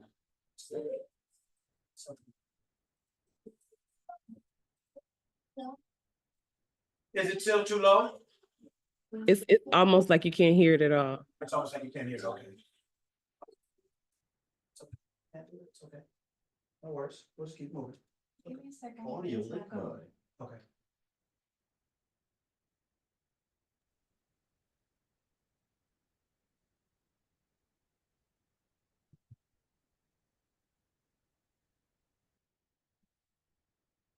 So we're not gonna do that. Right, okay, all right, so, all right, that's okay, next time. But essentially, I was gonna show you what it looks like when you're ready. But anyway, we'll move on, last part. Okay, so there's a thing I learned, basically, a concept of learning how to make it all about you. And what that means is, and what it means to me is, I show up on this call every weekend because it's about me. It means I am doing something I want to do. I am doing something that's a reflection of me. I am doing something that means something to me. And so therefore, what you do or don't do does not dissuade me, does not discourage me, does not change what I do. When you learn how to make things about you, then you can say, okay, somebody says something to me. This is about me. How do I want to respond? My boss didn't give me a raise. How do I want to respond? I want a raise. What do I want to do? I want a business. What do I want to do? I am going to work every day. And like I said, maybe you didn't get a raise, or maybe somebody made you mad, or whatever else it is. The point being that in your life, in your physical experience, you have an opportunity to always be able to express yourself in a way that is a reflection of who you are and who you want to be. Right. And so when you make going to your job, you work for somebody, and it doesn't matter whether you're famous, rich, or whatever else it is. You have decided how you want to be perceived, spoken to, looked at, or whatever else it is. So it doesn't matter whether other people are late. It doesn't matter whether other people are doing what they're doing or not doing what they're doing. It doesn't matter. You have learned to live in a way that says, this is who I want to be. Therefore, this is what I am or what I do, regardless of what anyone else does or doesn't do. I don't care if I'm the only one at work on time. I don't care if I'm the only one early. I don't care if I don't care about that. Because everybody else who's doing something different may not want what I want. And whether they want it or not, I want what I want. So I am going to do what it takes for me to be what I want to be for me. It's about me. You may say something to me I may not like. I have to decide on who I want to be and therefore respond out of who I want to be, not who you wanted to be. You wanted to say something, that's a reflection of you. What I say is a reflection of me. So if I'm learning to make it all about me, then I decide what type of parent I want to be, regardless of how my kids act. I decide what type of entrepreneur I want to be, regardless of the economy or how this client acted. I decided how I wanted to dress myself, regardless of what society says is acceptable or not. I have decided who I wanted to be, therefore I am. I conduct myself out of my own awareness and my own consciousness of being, right? What I decide.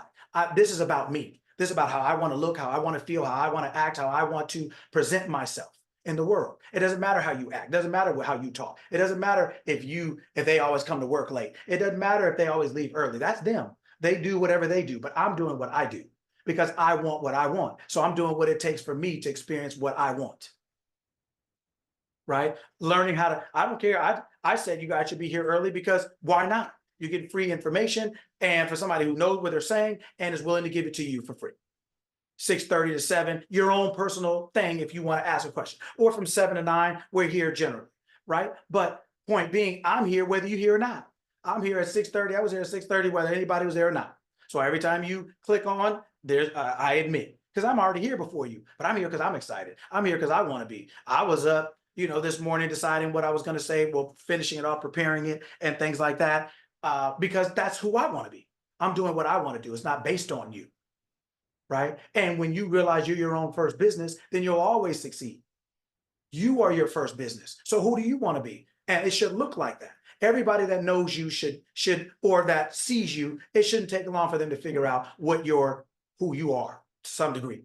Yeah, he don't do that, or she don't really do that one. Or, man, he really, or yeah, she really. It shouldn't take that long. If you would have heard that person singing, it wouldn't have took long. When you heard Tupac rapping, it don't take long. When you see Michael Jackson dancing back in the day, it didn't take long. When you see people who do what they do, it doesn't take long. And so now my thing to you is, so when you learn to make it about you, you will rise to a point where when people look at you, it won't take long. It won't take long when they walk into your business or when they have a Zoom call or when they whatever. When they interact with you, it won't take long. For people, for them to understand you have a very clear awareness of who you are. You are clear. And therefore, it's clear to them. Nobody goes into an airport and think they're at a parking lot. Right? Nobody goes to a parking lot and thinks they're at a baseball game. They're not like they're in the stadium. Like nobody goes to the doctor's office and says, where's the basketball game at? Like when you have a clearly defined space, when you are clearly defined as a person, self-defined, it makes it clearer or easier for other people to see who you are and who you aren't. When you learn to say, okay, this is who I want to be. It doesn't matter who I want to be is my choice. Therefore, I'm acting out of my own choice. Therefore, how am I doing too much? Why would I not do enough? Why, like this is about me. It doesn't matter what other people at work are doing. It doesn't matter what other people are not doing. It doesn't matter. That has nothing to do with me because that's not who I want to be. I've decided, but most of us haven't decided who we want to be. We've allowed other people to tell us who we should be. That's why we're not that interested in it. And that's why we can't really keep it up. It's not our own idea. It's not really our own vibe. It's not our own motion. It's not really what we want to do. You have to decide that for yourself. Who do you want to be? I've decided who I want to be. So getting here, let's open this up at 6:30, being here up at 6:15, walking around like some kind of caged animal, waiting for 6:30 for people to pop on. I've decided that. I can't make you pop on, but I've decided that I'm here. I'm here. I'm doing what I want to do. This is what I want to do. So I don't care what you do. This is who I want to be. I don't care who you want to be. I'm doing this for me. And when you can do that, then you have something to offer other people. whether it's your happiness, whether it's your health, whether it's your wisdom, whatever it is that you are doing that you really want to do. People can pick up on that and people can benefit from that. But when you don't know, when you're not sure, or when you let other people pick, it doesn't last. It doesn't work. It just becomes more laborious and tedious. You become disinterested.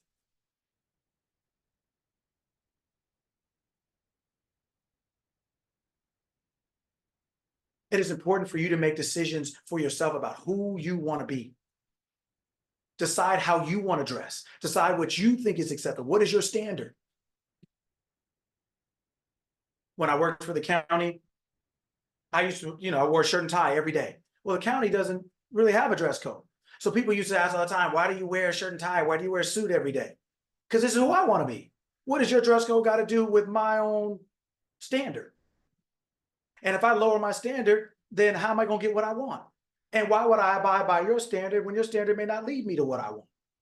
I'm wearing what I want because this is what I want to do. This is how I want to dress. This is how I want to present myself. This is how I think about me. And this is how I want you to think about me. I'm not giving you another option. I'm not going to walk up here with shorts on like some people do. Kobe Bryant jerseys on like some people have done. Sandals with the toe open, my toes stepped out. I'm not going to, it's casual Friday. What do you mean? It's casual Monday through Friday.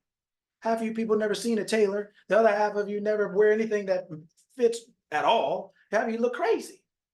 Look like you're some kind of flea market every day. And you wondering why people don't respect you, why people don't know. You have no choice to respect me. Because if work started at 6 a.m., I'm here at 5:27. When you pull up, my car's outside. I don't care if my boss got there at 5:45 and work started at 6. I was there. What you want? What? You got a question? What? What is it? What? Period. You're not gonna look at me crazy, talk to me crazy, treat me crazy. When I say I want a day off, they were like, yeah, what else you need? Yeah, that's it. And something to drink. Can I get that bottle of water on your desk? Yeah, you're gonna give me what I want because you can't do without me. I made myself inviolable and invaluable. That's who I wanted to be. Well, why you wear that every day? We don't have to. Just like that kid. The team stopped lifting weights, he stopped lifting. Okay, well then you're gonna be treated like everybody else, like all the other stupid. Well, we don't have a dress code. Yeah, just because you don't have a dress code don't mean I don't have a standard. Well, why you do that every day? Because I don't stop pedaling uphill. And until I get what I want, I'm going uphill. I don't stop pedaling uphill. You're not going to stop my thing, period. You don't, I couldn't keep that up. Good, you ain't doing it. Well, I don't know how you do that. You don't have to. I ain't telling you, and I don't care what you think. But when you get your own standard, when you get your own motion, when you get your own movement, people will start talking to you different, treating you different. You want some respect? Act like it. Dress like it. Speak like it. Talk like it. Live like it. Stop asking for something you're not willing to do anything for. Do anything to get. Do anything to be. We're not on this call talking about the mind like it's some kind of incense and some kind of candlesticks and some kind of scent. Well, that's not what we're talking about here. We are talking about choosing a way of thought choosing what you think as a lifestyle. Every day, every moment of the day, you choose what you think. You decide this is who I am, or this is how it is, or this is what I think, or this is what I think about this. You decide that. That is why it is called the Mentality Club. Because it is a club that we do more than just Saturday, but it is a way of thinking. It's a mentality, it's a way of thinking. It is to promote and produce a certain lifestyle, meaning a way of thinking. We all are living. We can't change that. But what type of lifestyle you live, you can. You can choose that. And what we talk about here is the lifestyle of choosing the way you think with the awareness and the knowledge that whatever you keep telling yourself is true is true. What you tell yourself is true is true. So when you say you can't make it, you won't. When you say I can do anything, you can. When you say you are your first business, you are your first economy, you are your first environment, you are your first weather, you are. Not it is, not they are, you are. And when you get that together, everything else will seem like easy work. Because the hardest thing to do is control yourself. It's not other people. It's yourself. Control your own mind, your own emotions, your own awareness, your own disciplines, your own habits. That's the hardest thing to do. When you get control of yourself, the world is your oyster. When you're doing what you love to do, you hype up here like a hype man at a rap concert.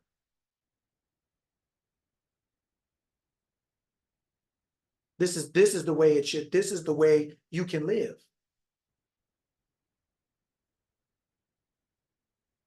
What are you good at? What do you like? You can do anything. In potential, you can. But then it's going to take something for you to do that. You're going to have to then say, okay, and start identifying yourself as that, start working yourself like that, and moving forward like that. But that takes preparation. That takes clarity. That takes deciding who you want to be. And here we talk about the awareness of that actually being possible for you. That you can literally be anything you want. You have the potential and the power and the wisdom. Christ in you, the hope of glory. Christ in the New Testament is defined as the power and the wisdom of God, the power and the wisdom of awareness. So your awareness has a power and ability and a wisdom, a know-how to turn you into anything you want to be. In you is that power. Yet all the groups we go to and all the counseling we get and all the other stuff keeps telling you it's something else, keeps getting you to focus on something else, or keeps telling you that you're this and you're going to be this forever. I'm an alcoholic and I'm going to be an alcoholic forever. Not me. What?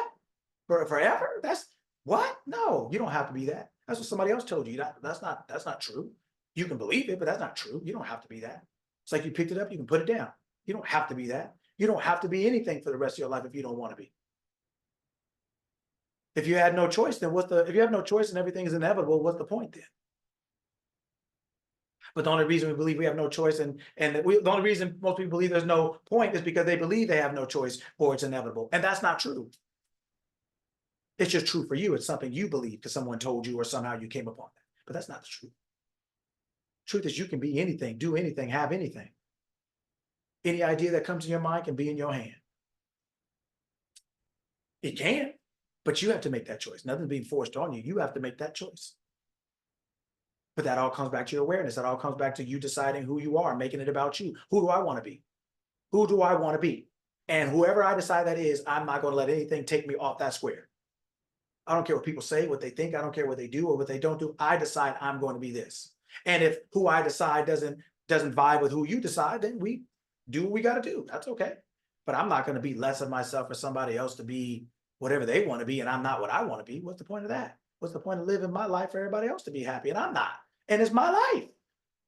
I'm the one generating the energy to be around and I'm not getting nothing for it.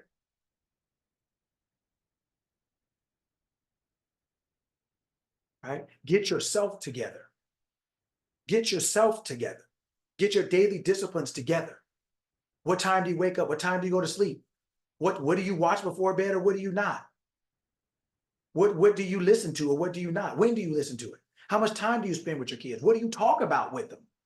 Are you just around them? Are you parenting? Or are you just growing them up?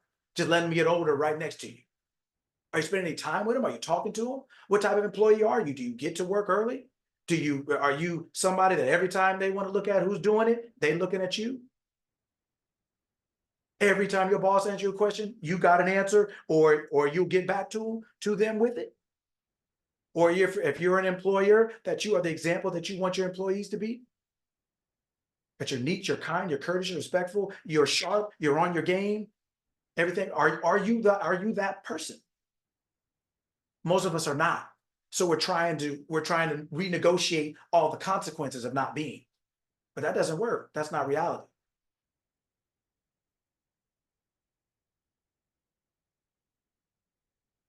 Just do the right thing from the beginning.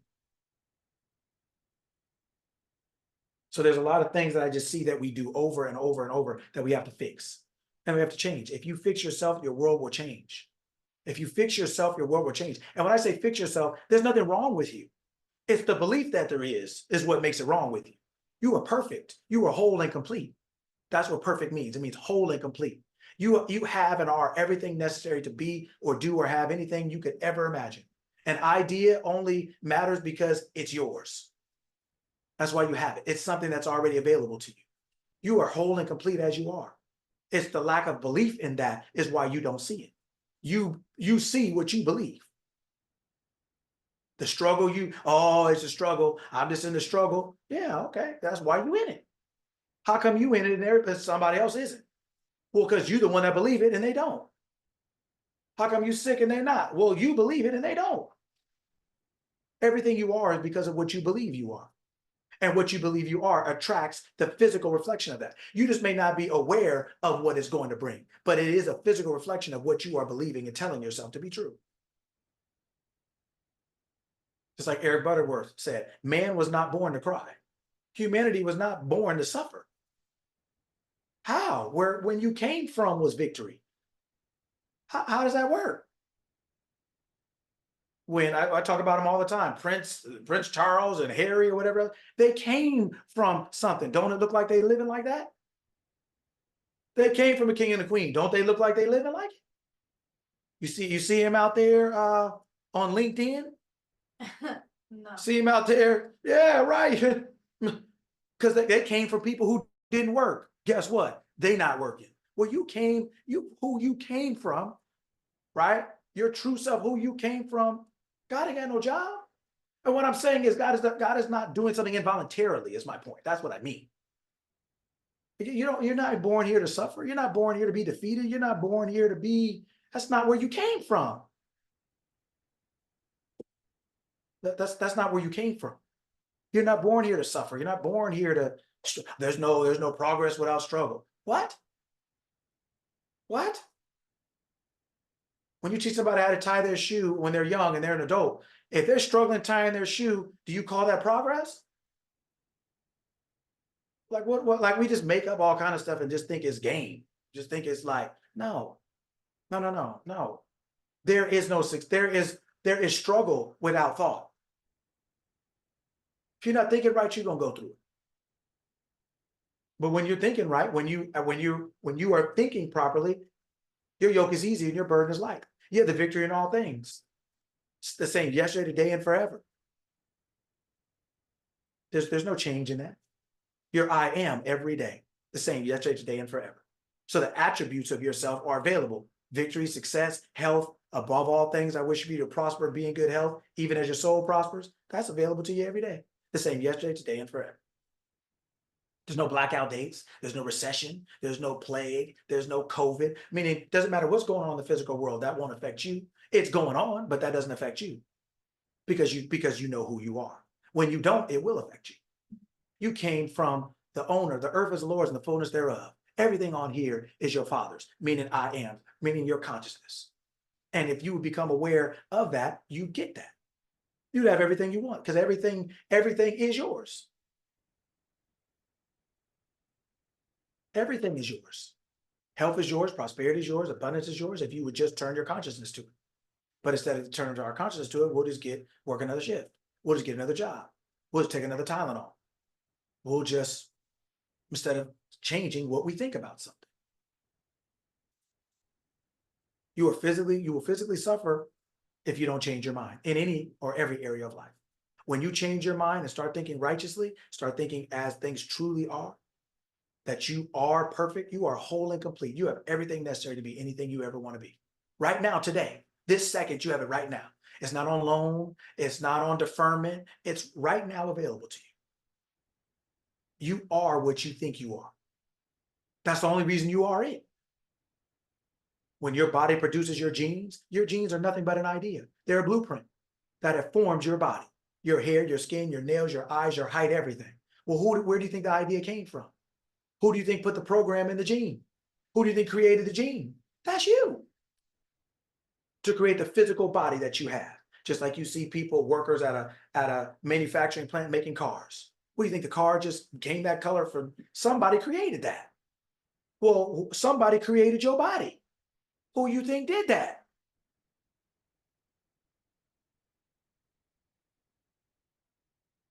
That's you. That's I am. That's consciousness created your body. And it used genes to do it. Here, this is what I want him to look like. This is what I want her to look like. Let's wrap this up, put a little gene around it. Here we go. Now it's going to form after its own kind. Your life is just like your body. It's formed after an idea. Your ideas are creating your experiences, the ones that you choose to become one with, the ones that you choose to say, yes, that's true. What are you saying yes, that's true to? What are you believing is true? Fix you, you fix everything. There's nothing wrong with you, but I'm saying focus on you. Deal with you. Deal with your habits. Deal with your behaviors. Deal with your preparation. Deal with you. And you'll see much less need to deal with everyone else because it won't stop you. When you got a jacket, you ain't mad at the rain. When you got a car, you ain't mad at the rain. When you're on the bus stop, it's a little tougher. When you walk in, it can be a little tougher, right? So it's the elements matter more or less depending on the situation you in. Well, who's in the situation? You. So it goes right back to you again. It always comes back to you because it's always started with you. You are the Alpha and the Omega, the beginning and the end, the first and the last, the author and the finisher. It starts with you and ends with you. You deal with you, and everything else seems completely different. So how do you do that? Essentially, what you tell yourself is true is true. What do you want to be? What do you want? What do you want? Okay, so let's give an example here.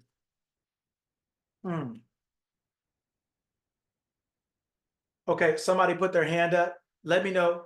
I want somebody to tell me I need a volunteer or several. Who's all right? Sparkle Bailey, you went up first.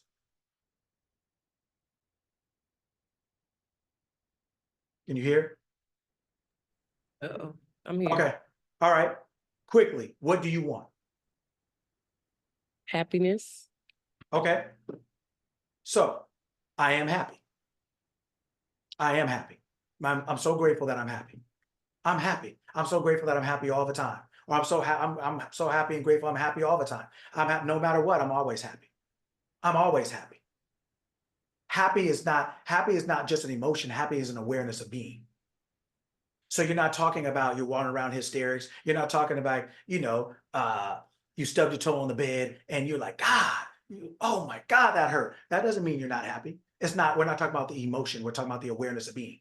So when I say happy, right? When you say, I want to be happy, when I say you are now happy and you say, so now you say to yourself, I am happy. I'm as happy as I want to be all the time. I'm always happy. Everything is always happening to prove my happiness, to show me how happy I am. I'm always happy. Everything is always giving me things to be happy about. I'm always happy. Happiness is my new normal. It's what I do, it's what I am. We are talking about a state of mind. We're not talking about an emotion. That state of mind will produce things that affect your emotion. So whatever happy means to you, it doesn't matter what it means to anyone else. You know what you mean when you say happy. Your true self knows what it means when you're saying that. It's the one saying it. It's when what you call a desire is your true self saying it wants to express something. You think you're going in to get something. It's trying to get out to be something. So when you say, I want to be happy, I'm happy. I am happy. I am the end. I am now that which I wanted to be. I formerly wanted to be that. I was formerly Jacob. I wrestled with the angel, and now I am Israel. This is what I am. Man, mind, who rules as God. I am happy. And anytime something that comes up that makes you think that's not true, it doesn't matter. I am. I'm not saying it because I see it. I say it because I know that if I keep saying it, I will see it. I know that I am not hoping. I know I'm declaring and decreeing the end from the beginning. I'm saying I'm happy now. The end from the beginning. I am happy. Whatever that means to you, that you say I'm happy. You can say it as an affirmation. I'm happy. Man, I'm always happy. You can say it as an affirmation. I'm always happy. Why? Why am I always so happy? Why are things always making me so happy? How come there's so many things in my life that are always just filling me up with so much happiness, right? You can say it as, you can rampage. Man, I'm always happy. Man, everything is always making me so happy. Man, I'm so happy all the time. Man, I'm always happy. Man, I'm always out here winning. Man, happiness is my best friend. I'm always winning. Man, I'm always so happy. Everything is always going so well for me. Man, I'm always happy. We're not talking about an emotion.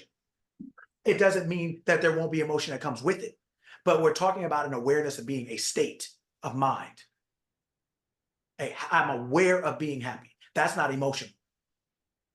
That is, it carries emotion with it. You can be emotional about it, but Texas is not emotion. It's a state that you live from. Happiness is a state that you live from. Whether it rains, you're happy. Whether it rains, you're in Texas. Whether it's hot in Texas, cold in Texas. Whether you mad in Texas. Whether you sweaty in Texas, it doesn't matter. You're in Texas. So you're happy even when you're mad about something. It's a state of mind. It's not an emotion. So I'm happy. I am happy. I am that now. I'm not going to be. I'm not hoping to be. I don't wish to be. I am that now. And when you assume that you are in that state of mind of, in this case, happiness, the longer you stay in it, the more you'll see. And you don't let anything on the outside dictate to you where you are. Rain doesn't make you move from Texas. Only you can do that. Somebody making you mad don't make you leave the state of happiness. Only you can do that. That's what you are. Della. Yes, sir. What do you want? I want my own place. Okay, so now you have your own place. You describe it. What is it? Right? I have my own place. Man, it's wonderful. Man, I'm so glad I got my own place. I got my own peace. I got my own quiet. What would you say if you had that thing? That's what you say now. I have my own place. I have my own place. It's peace and quiet. I don't have to open the door unless I want to. I can even act like I'm not home if I want to. Right? I can whatever that is for you. I have my own place. I love my place. I have my own place. I have my own peace. Whatever that means to you. However you feel about having your own place. That's what you have. Every time you think about where you live, in your mind, that's what you say. I have my own place. My place is just the way I like it. It's perfect. Every time you think about your housing, that's what you say to yourself. You don't have to change where you live physically. Your mind will do that. You don't have to change your happiness physically. Your mind will do that. Your mind does everything. Everything starts there. That's the creative faculty of you. That's how you got to where you are. That's how you get to where you're going next. Everything is mine. The universe is mental. All is mine. I am happy. I have my own place. I'm always happy. I love my place. Right? If I were to combine you and Sparkle Bayless. Right? Mm-hmm. That's what you say to yourself. Every time you think of your place, you tell yourself that's where you are. And that's what you have. Some days you may want to describe it. Some days you just walk around, man, I got my own place. Man, I love my own place. Boy, I got my own place. Boy, I'm out here winning. I got my own place. I can kick everybody out like Martin. I got my own spot. Right? Now, so when you talk about emotion, that's when you start to see emotion come in. Yeah. How good does that make you feel to be like, I got my thing. I got my own place. I'm out here. Right? I got my own spot. Man, I'm out here doing it. Everybody can get out. Matter of fact, nobody can come in. You can just you can have a good use and just every time you think about it, that's all you say. It doesn't matter how you get it. Doesn't matter. I got my own place. I'm in Barbados. I'm there. It's already so. All right. Who's next? I'll go. Yeah. What do you want? I am whole, perfect, strong, powerful, loving, harmonious, happy, and rich. Okay. Then that's what you are. And that's what you say to yourself all the time. No matter what happens, that's what you say, because that's what you want. I'm whole. So you can say, I'm whole, and it means everything. You can say it however you want to say it. But whatever you're saying, that is what you are. That's what you are. That's what you are. It's not what you're going to be. It's not predicated on what you have been. It's not based on what happens tomorrow or later on today. Ow, I stubbed my toe on the bed. Somebody cut me off. Okay, cool. That's cool. I can get upset about that if I want, but I'm still that though. I'm still that though. My mood doesn't change my mind, right? Now my mood will eventually affect my mind. So I don't want a minute to become a day, 2 days, 3 daes. But we all have a moment where we're like, what? Right? Or, like I say, you stub your toe or somebody cuts you off and you're like, what's going on? Right? But you don't let that change your mind of who you are. I am everything you just said. Rev Ike says that all the time. What you just said. Right? So that's who you are. That is now your reality. That is now your experience. That's who you are. This is what people call manifesting. This is all it is. It's saying, what do I want? Okay, I'm now assuming that to be true. I don't have to make it true. I don't have to know it's true, know how it's true. I already know it's true because I have the idea. I don't have to make it true because creation's finished. So how do I become one with this idea? By the assumption. My consciousness, right? The male, female atomy consciousness, not the body. The body wasn't until another chapter. The consciousness, my consciousness, when I say I am now that. The male-female aspect creates all things. So the thought and the awareness of that thought, the awareness of being that thought become one, right? When they say they got married, the two became one flesh. God saw them as one flesh. Yes, one flesh. The thought and the awareness become one. So you are now at what you just said. And nothing changes that. Nothing takes it. Nothing can take it from you. All you can do is give it away or change your mind. Nothing or no one can take it. And once you understand that, then you make it all about you. It'll never have to change. And the more that you stay in, the more you will see all the physical reflections of those things that you said. You will see all the physical things that represent each one of those things that you said, individually and collectively. Wonderful. Monique. Coach, I want freedom, whether it is island hopping or buying out the line and Target for everybody behind me. I want to come and go as I please. Okay. So what you want, say you are. So now put it in. Now put that in. That's what you are. Put that in the statement of that's who you are now. How would you say that? I am an island hopper. If Okay. you behind me in Target, I'm buying. That's it. That's it. If that's what you were, that's what you would say. So you say what you would be as you now are, and you will be. Believe you have, and you will. Believe you have. The have is now. Have is now. That's how the will comes. Have is now. That's how the will comes. I'm an island hopper. If you behind me, I'm buying. You drive around saying it. You wash the dishes saying it.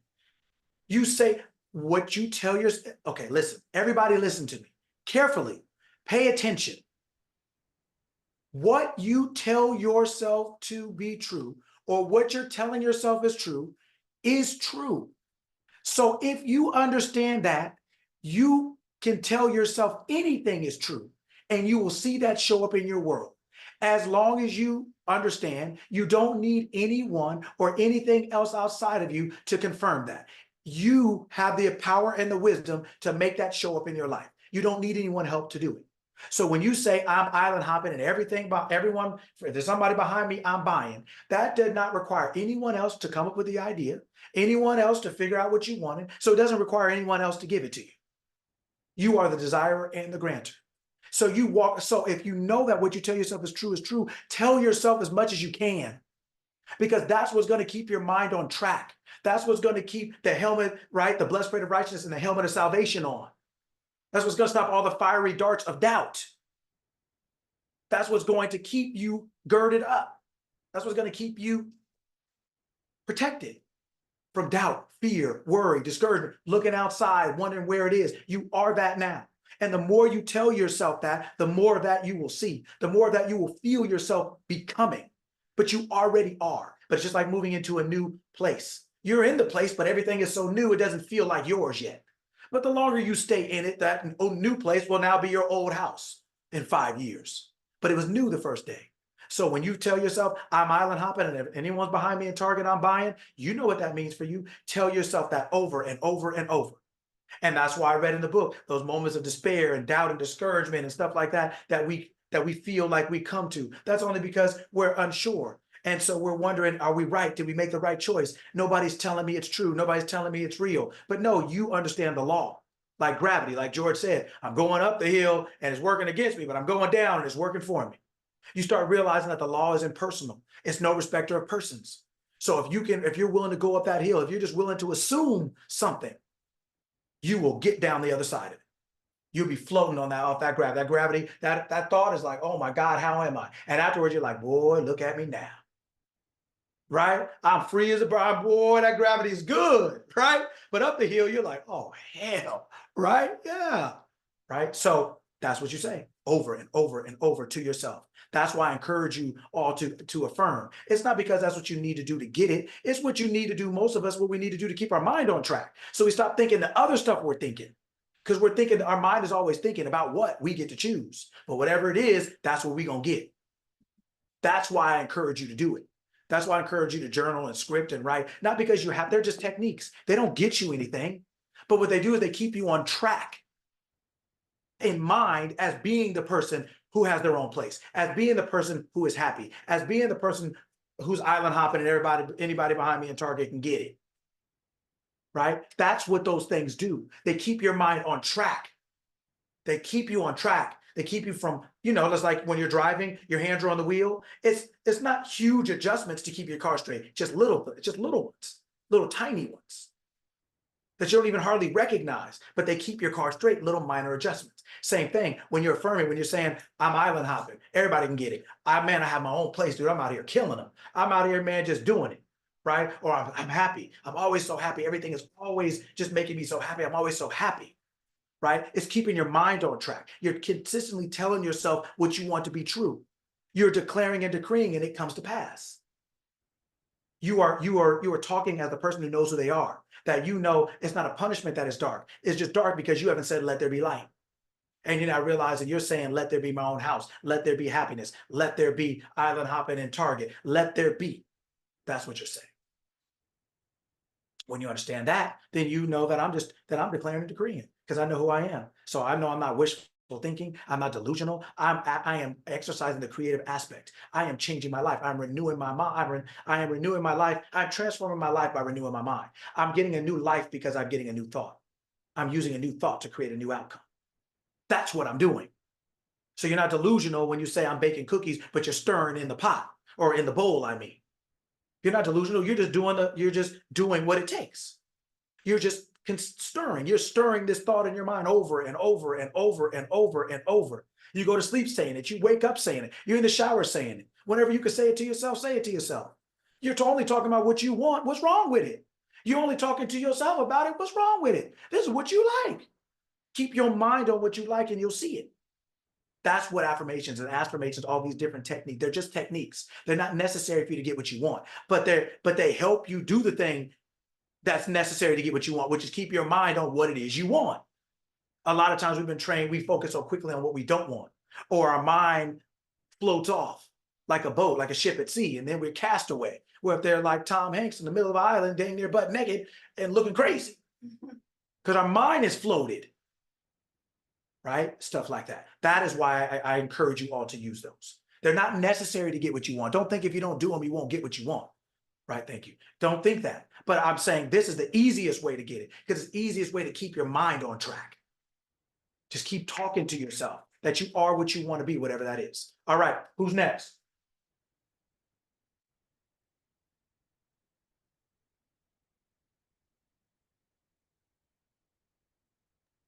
I go, coach. Okay. I got this $1 million check I wrote myself. I want it to be real. Okay. It is real. Why? But we're not talking smoke and incense. It is real. What? So, okay, why not? Let's just say, why not $2 million? No, I'm saying you said $1 million check. Oh, I'm saying, why not 2 million? Why did you put $1 million and not 2 million? Because I wanted to start somewhere. Okay. So who is I? God. So then if God wrote $1 million, why would God want it to be real? God is the creator of reality. Whatever God says goes. Yeah. God is the only, even the devil who was created, was created, number one. And number two, even the devil who's wreaking havoc on everybody in theory never was given any power to create, never created anything. So there's only been one, let's just say, being that's been given the credit for creating. So when you wrote down $1 million, you are creating. You're saying, I'm now aware of being, if I wrote down $1 million check, then that means that makes you a millionaire. So then you're saying, I am a millionaire. It makes sense because the creator said, you think, just like I said earlier, listen to what I'm saying, all of you, listen to what I'm saying. You think you're outside the door going to get something from inside when you pray. You're not. You are really the person inside the house trying to come out. God is trying to express itself as a millionaire. You think you're trying to get $1 million. You're not. God in you, your true self is saying, I want to come out. They're the 5-year-old on a summer day saying, I want to come outside. So if you open that door, do you think you got to go in to get them? No, if you just open it, they running out.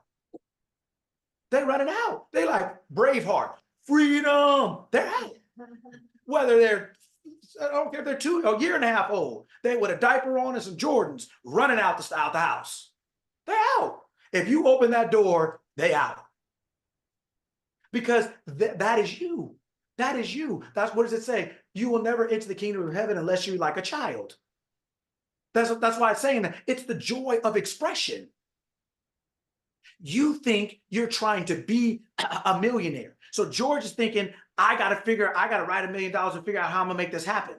When that's actually not what's happening. That's what makes it so hard to believe, because George doesn't, in his humanity, in his physical body, doesn't know how to make this happen as quickly as he wants, or at all, whatever it is. But that's okay, because it's not George's idea in the first place. That's what I'm trying to tell you. That's why I say it's okay. It's not George's idea in the first place. All you got to do is open the door. The kid will come running out. It is God in you wanting to express itself, but God doesn't make you do anything. So it's saying, I'm knocking on the door. And what does it say? I'm knocking on the door. And if you open, I will come and sit down with you.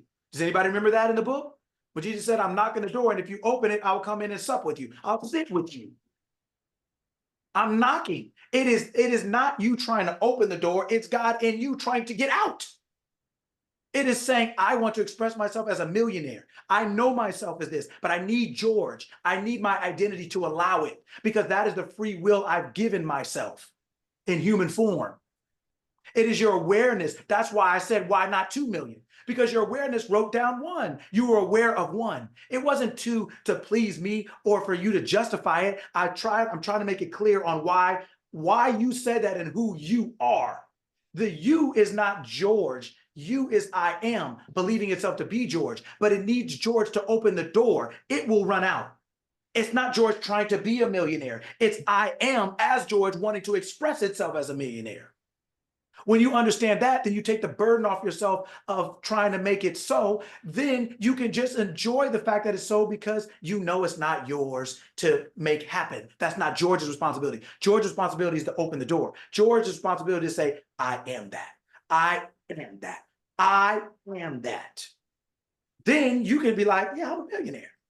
You don't have to figure it out. You don't got to make nothing happen, because it already exists. That's why you thought about it, because it already exists. And you don't have to think about it, because it wasn't George's idea. It came to George as an idea, so George would open the door. It's already so. So now you can walk, I'm a millionaire, right? Why? Because George thinks George is talking, but it's still I am through George talking. If you can understand that, you take all the burden off yourself of how, when, where, how, with what. That's not what's happening. What's happening is God in you as George. God is on the inside saying, I want to be a millionaire. George on the outside saying, I hear you. Okay, well, I'll open the door when I figure out how to make it happen. And God is here saying, and I am saying, man, just let me out. I got the money. You don't got it. Just let me out. George is saying, hold up, but wait a minute. I don't have a degree. I'm Black. Black Lives Matter. Hold on, wait a minute. I am saying, what are you talking about? I got the money. I got the money. Right? That's what's happening. If we just understand, like, oh, you want to come out? You want to be a millionaire? Come on out. Come on in. Right? Come on out. Come on in. Come on out and into my physical experience. Then you realize you don't have to make nothing happen. All you got to do is agree. All you got to do is roll with it. I mean, let me say it another way. This is the best version of a groupie you're going to get. This is it. You won. You rolling with the biggest dog in the yard. You're rolling with the creator of the universe. It don't need your help. It just needs your permission. It's just not going to make you be it, but it already is. That's why it's telling you, I already got the money. I just need you to open the door and it's cracking, right? When you understand that, then you can believe freely and happily, because you know your belief is not predicated upon your ability to do, just your ability to accept. Just your ability to accept. Just accept it and you'll see it. You'll see it. Yes. There's a question. Marlon asks, is it safe to say that Marlon, just say something. Oh, Marlon, just say something. This is too much. You don't want me to read? Okay, is it safe to say that you know, when we think of the concept of the devil, is it safe to say that the concept of the devil is our negative subconscious? Essentially, it's the doubter. See, the devil or Satan, the Satan, was not even in the original book. It was added later on so that you could have, because the Bible is essentially, it's your own autobiography. It's all about you, but it's said in story and play form. So there was God, and the word God actually means, it's really plural, it's gods. That's why it says, are you not all gods, sons of the Most High? It's really, every time you see the word God, it really means gods. It's saying all of us are I am. So, but they needed a villain in the story. So they created what they call the Satan. It means the doubter, it means, that's what Satan, devil means. It really means doubt. But that's why it says all the gods and all the devils, all the heavens and all the hells are within you. It's just when your human mind says, how? With what? I'm a millionaire. How? When? You ain't never been no millionaire. What you talking about? What? From where? What? Man, did you even finish high school? Did you finish 10th grade? Did you, whatever, all the things that we tell ourselves, because we have this bright idea. And then, boy, the hater comes, right? That part of ourself that says, well, you remember that, right? Or you remember this, right? That's what the devil is. It's the doubter. That's why it says, right? You can't serve two masters, right? Faith and fear don't live together. Heaven and hell, that's why the devil had to get kicked out, because heaven and hell can't live together. Me and this person we can't. This person cannot be my accountability partner. They can't do. So to answer your question, that's what the devil is. Devil just reflects doubt. It's the doubt in our mind that we can be, do, or have whatever it is our desire is, whatever our desire is. Does that make sense? Oh yeah, 100%. Okay. All right, good. All right. Can I go next right quick? Because I'm at work and I'm sneaking away to talk. I'm wealthy. I'm a money magnet. I draw money from the north, south, east, and west. I don't have to chase it. It chases me. I live a life of leisure. That's who I am. And that is what you tell yourself at all times. The point is that whatever you tell yourself is true. So you can tell yourself anything. And if you can tell yourself anything, tell yourself something that turns you on. And if it turns you on, then why would you let it go? Why would you let the rain stop it? Why would you let somebody's word stop it? Why would you let the economy stop it? Why would you give away that which you love so much? If it can't actually be taken from you, and it can't. I can't take it from you. How am I going to take that from you? Am I going to take the words out of your mouth? Am I going to take the thought out of your mind? It can't be taken from you. So then the only way you cannot have it is if you give it away. And why would you give away that which you love so much? What means that much to you? So if you don't give it away, then it has no choice but to become true, because you are the creator. Your consciousness creates reality. It creates your physical experience. So if that's what you're conscious of being, and you don't change what you're conscious of being, no matter what so-called on the outside happens, then whatever you're conscious of being is what happens. What you declare and decree comes to pass. What you declare and decree is nothing but a verbal thought or an expression of awareness. So whatever you're aware of being comes to pass. Let there be. In the beginning was the Word, and the Word was I am, and the Word was with I am. I am, consciousness and your words are one. So make your word a reflection of your consciousness, and make your consciousness something you want to talk about, that you want to hear, and talk to yourself and tell yourself what you want to hear. And you keep doing it, and that's what you'll see. That's what your life, like Monique has been saying, my life is complimentary. Your life will be exactly what you want it to be, because it's what you don't want it to be if you're not talking the right thing. It's always what you think it is. It's always what you're telling yourself it is. So here in this class, we just decided to choose what we think and tell ourselves, so we can get what we want and not just someone's leftovers or hope to run into something, to realize it is skill and wisdom. It's not luck and hope. God didn't say, let there be light, I hope. Come on, light. This wasn't Vegas. This wasn't craps. This wasn't, right? This wasn't blackjack. Yeah, it's not the roulette table. This is creation by choice. Everything is already created. What we call creation is just the choice. Just a choice. We live by choice. Right? Okay. Who else?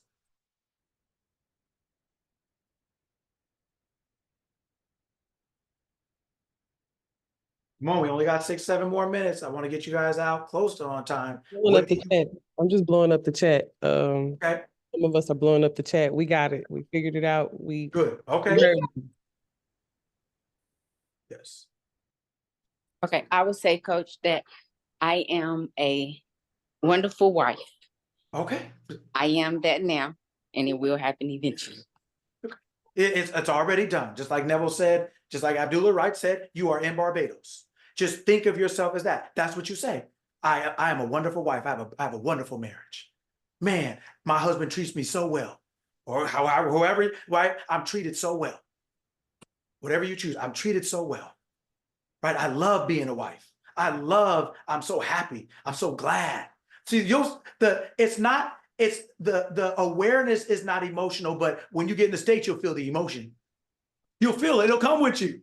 It'll come to you. You won't even have to manufacture it. The more you say that which you become aware of, you'll feel it more. And the more you become aware of it, the more of it you'll feel. The more they both kind of go hand in hand. The thought and the awareness go hand in hand.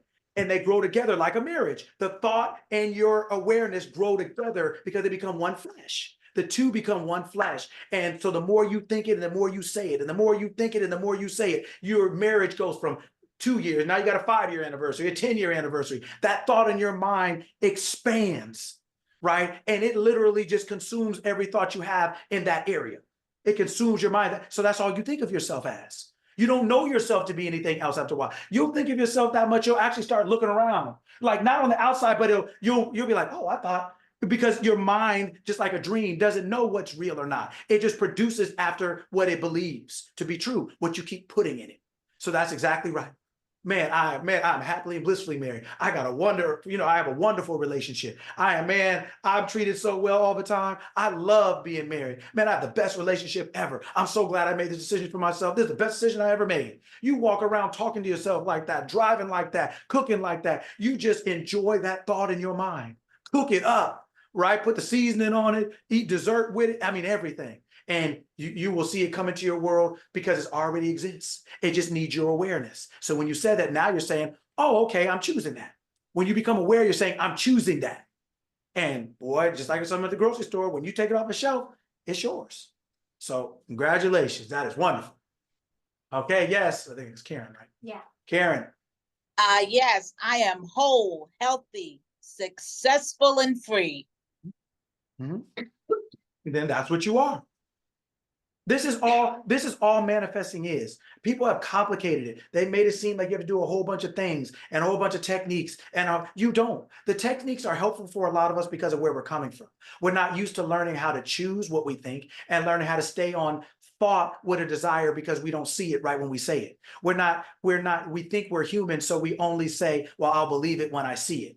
But we don't realize who we really are, the creator, which means that if I don't say, let there be light, there won't be any. We can, as the creator, you can't wait to see it and then believe it, because you won't see nothing. You're the creator. You won't see nothing. The creation is waiting on the creator. So you have to say, I am this. That's the only way you'll see it. The mirror doesn't smile first. So absolutely, you are everything you said you are. And just like I tell you all, that's what you say to yourself. Rain, sleet, snow, doesn't matter what the outside conditions are. It is not coming from the outside in, it's coming from the inside out. It is coming from the inside out, right? You will see the physical reflection of your thought, just like Veronica will see the physical reflection of her thought because it's coming from the inside out. Her significant other is coming from the inside out. So as she is just as a thought is just like a baby, it comes from the inside out. Eventually you'll see it on the outside, but where did it start? On the inside.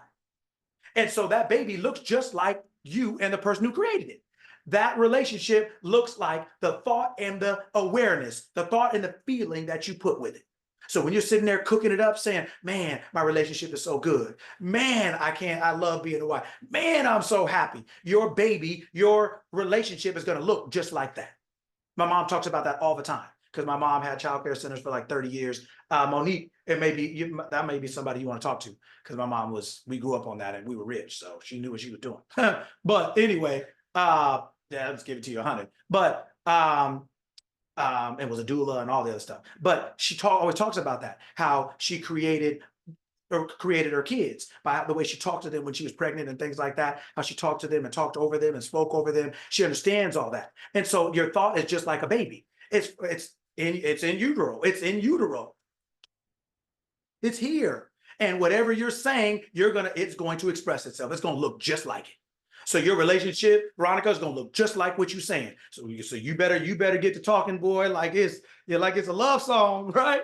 And that's what you're gonna get. You're gonna get the best relationship. It's gonna be exceedingly abundantly above all that you ask or think. And same for you, Karen. Your desire, everything that you just said, is gonna be that and exceedingly abundantly above all that you ask or think. You just keep saying it. It's coming from within you to your physical world. Absolutely. Yes. Yes. Yes, sir.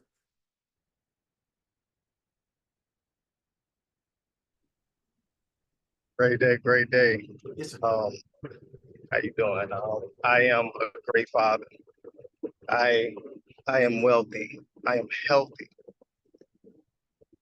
I project great energy. I receive good energy. I light up the room when I enter, and my presence is felt. I appreciate you, my brother. Keep up the great work. Man, I appreciate you. And so that's kind of like, that's like an affirmation, what people call it, or like a rampage. It just means like you say that to yourself. You can say all of it, any part of it. You can say that to yourself while you're driving. You make it like your mantra. Like Nike has just do it. That is, all of these things are like your mantra, right? So when you're Casey, that is your mantra. What you just said is your mantra. Veronica, that is your mantra for the moment. I am Veronica, happily and blissfully married. When you say Karen, when you say what you said, Alberta, when you say what you said, Della, when you say what you said, Sparkle Bay, that is your mantra. Nike, just do it, right? Lexus, the pursuit of excellence, or whatever. BMW, the ultimate driving machine. This is your name, and this is your brand, and this is your slogan. This is how you define yourself. This is how you are. This is your self-definition. And that's what you say to yourself over and over. So Casey, that's what you say to yourself when you're driving. Man, I'm a great father. I always give great energy. I always got great energy. Boy, I get just everything that you're saying. That's what you say to yourself all the time. You make that is your lifestyle. That's the way you live. Absolutely. Yes. Marlon. Yes, that was good. The lady before him had mentioned it, and it was, mom was a little bit more than just business, but it would be, I am a great father despite my past and mistakes. Yeah, that is true. You are. So if it's despite your past mistakes, that's cool. But if it's despite your past mistakes, then stop talking about them and stop thinking about them. You're only keeping them alive in your mind. That's not keeping it real. And it's not keeping it real. It's just keeping it real. Like you're not telling the truth by castigating yourself and going over and over. You're just reinfecting yourself with something you don't want. Right? So if you are a great father, then that's enough. Why humanity conditions things. God does not condition that. If your past mattered, you couldn't have the thought of you being a great father. So if you can have the thought of you being a great father, your past doesn't matter. So if it doesn't matter, let's just say it this way, if it doesn't matter to I am, if it doesn't matter to God, then why does it matter to you? If God ain't holding you on the fire for it and beating you up for it, why are you doing it? If God ain't still talking about it, why are you talking about it? When you repent and turn around, meaning when you have a radical change of mind, when you decide to be something else, that's possible because the past don't matter. Unless you keep making it that. So I wouldn't qualify what you said. I understand why you're doing it, but I wouldn't qualify what you said. I'm a great father. My child or my kids, however many you have, or one, or my kids love me. My child loves me. We have the best relationship. And that's what you tell yourself every single day whenever you think about your child or your children. That's what you say to yourself. You don't include the past. You don't let the devil, you don't let doubt tell you, well, remember this. No, I don't. God don't, so I don't. God don't care, so I don't care. And if the most powerful awareness there is doesn't care, then what? Then I definitely don't care what you think, right? I am the best father of all time. My child or my children love me. We have the best relationship. Man, they always tell me how much they love me, how much they appreciate me, right? We have the best relationship. That's what you say to yourself. Every time you think about your child or your children, that's what you say. And that's it. You don't qualify it. You don't condition it. You don't make it past, present. No, this is what it is. This is all I know it to be. And if what I tell myself is true, then this is what it is. And if this is what it is, then why would I say something else? I know it. I'm not. It's all you have to convince is you. You don't have to talk to anybody else about it. You don't have to, but what you say to yourself, eventually, what do we always talk about? What you say to yourself eventually will be said to you or about you. It may take a minute, an hour, a week, a month, but if you keep saying it, somebody will say it to you. So your child or your children will say just what you said to yourself. They will repeat it to you like an echo. The physical world is nothing but an echo. So what you say in you matters because that starts the chain of events. I'm a great father. I'm an incredible father. Man, I'm out here, right? That's what you say. And that's all you say. Della. Yeah, no, this is the last day of the session. So I want to thank you and thank Vero because I know from me being here consistently, I'll never be the same again. I'll never be the same again. And I don't know, there's nothing that I can give you and Vero to like repay you for that. So I just want to thank you for that. And that's it. Yes, you can. You can send me a photo of you in your house. Oh yeah. Right? Take a For video sure. of you throwing some people out. Oh Tell me yeah. to go. Right? Yeah, your Okay. success is my payment. Yeah. You guys' success is my payment. When Veronica sends me a picture of her wedding or whatever she wants, that's my payment. That makes me feel the money you give me, that you would give me, I'm gonna spend it. It's gonna be gone. But that picture of Veronica at her wedding, that video of you throwing somebody out your house, that'll last for me forever. That'll last. Every time I think of you, I'll be thinking like Martin, you threw somebody out. Every time I think about Veronica, I'll be thinking of her happily married. Every time I think about Sparkle Bailey, I'll be thinking about her happy, or Karen saying her thing, or about like that is the best thing you can ever give me. Is you guys winning. Is you saying, man, I don't know if I believed it when you told me, or I don't know, but I did it, and look what I got. That is what you can do for me. If you want to do that, live well. If you want to give me something, live well. Know who you are. George, send me a picture when you buying your $200,000 Mercedes, because you're a millionaire now, right? Or whatever it is you do. Show me something, once you get it. Like that's the best thing you can ever give me. Is showing me that you live well. It ain't for my approval. It's for my own joy and satisfaction. I'm happier for you than you are. That's what I want. Show me, right? Because I want to see your happiness. I want to see you all winning. That's the best thing you can do for me. That's the best thing. If you just show me your good news, that's what I want from all of you. Oh yeah. Yes, Sparkle Bailey.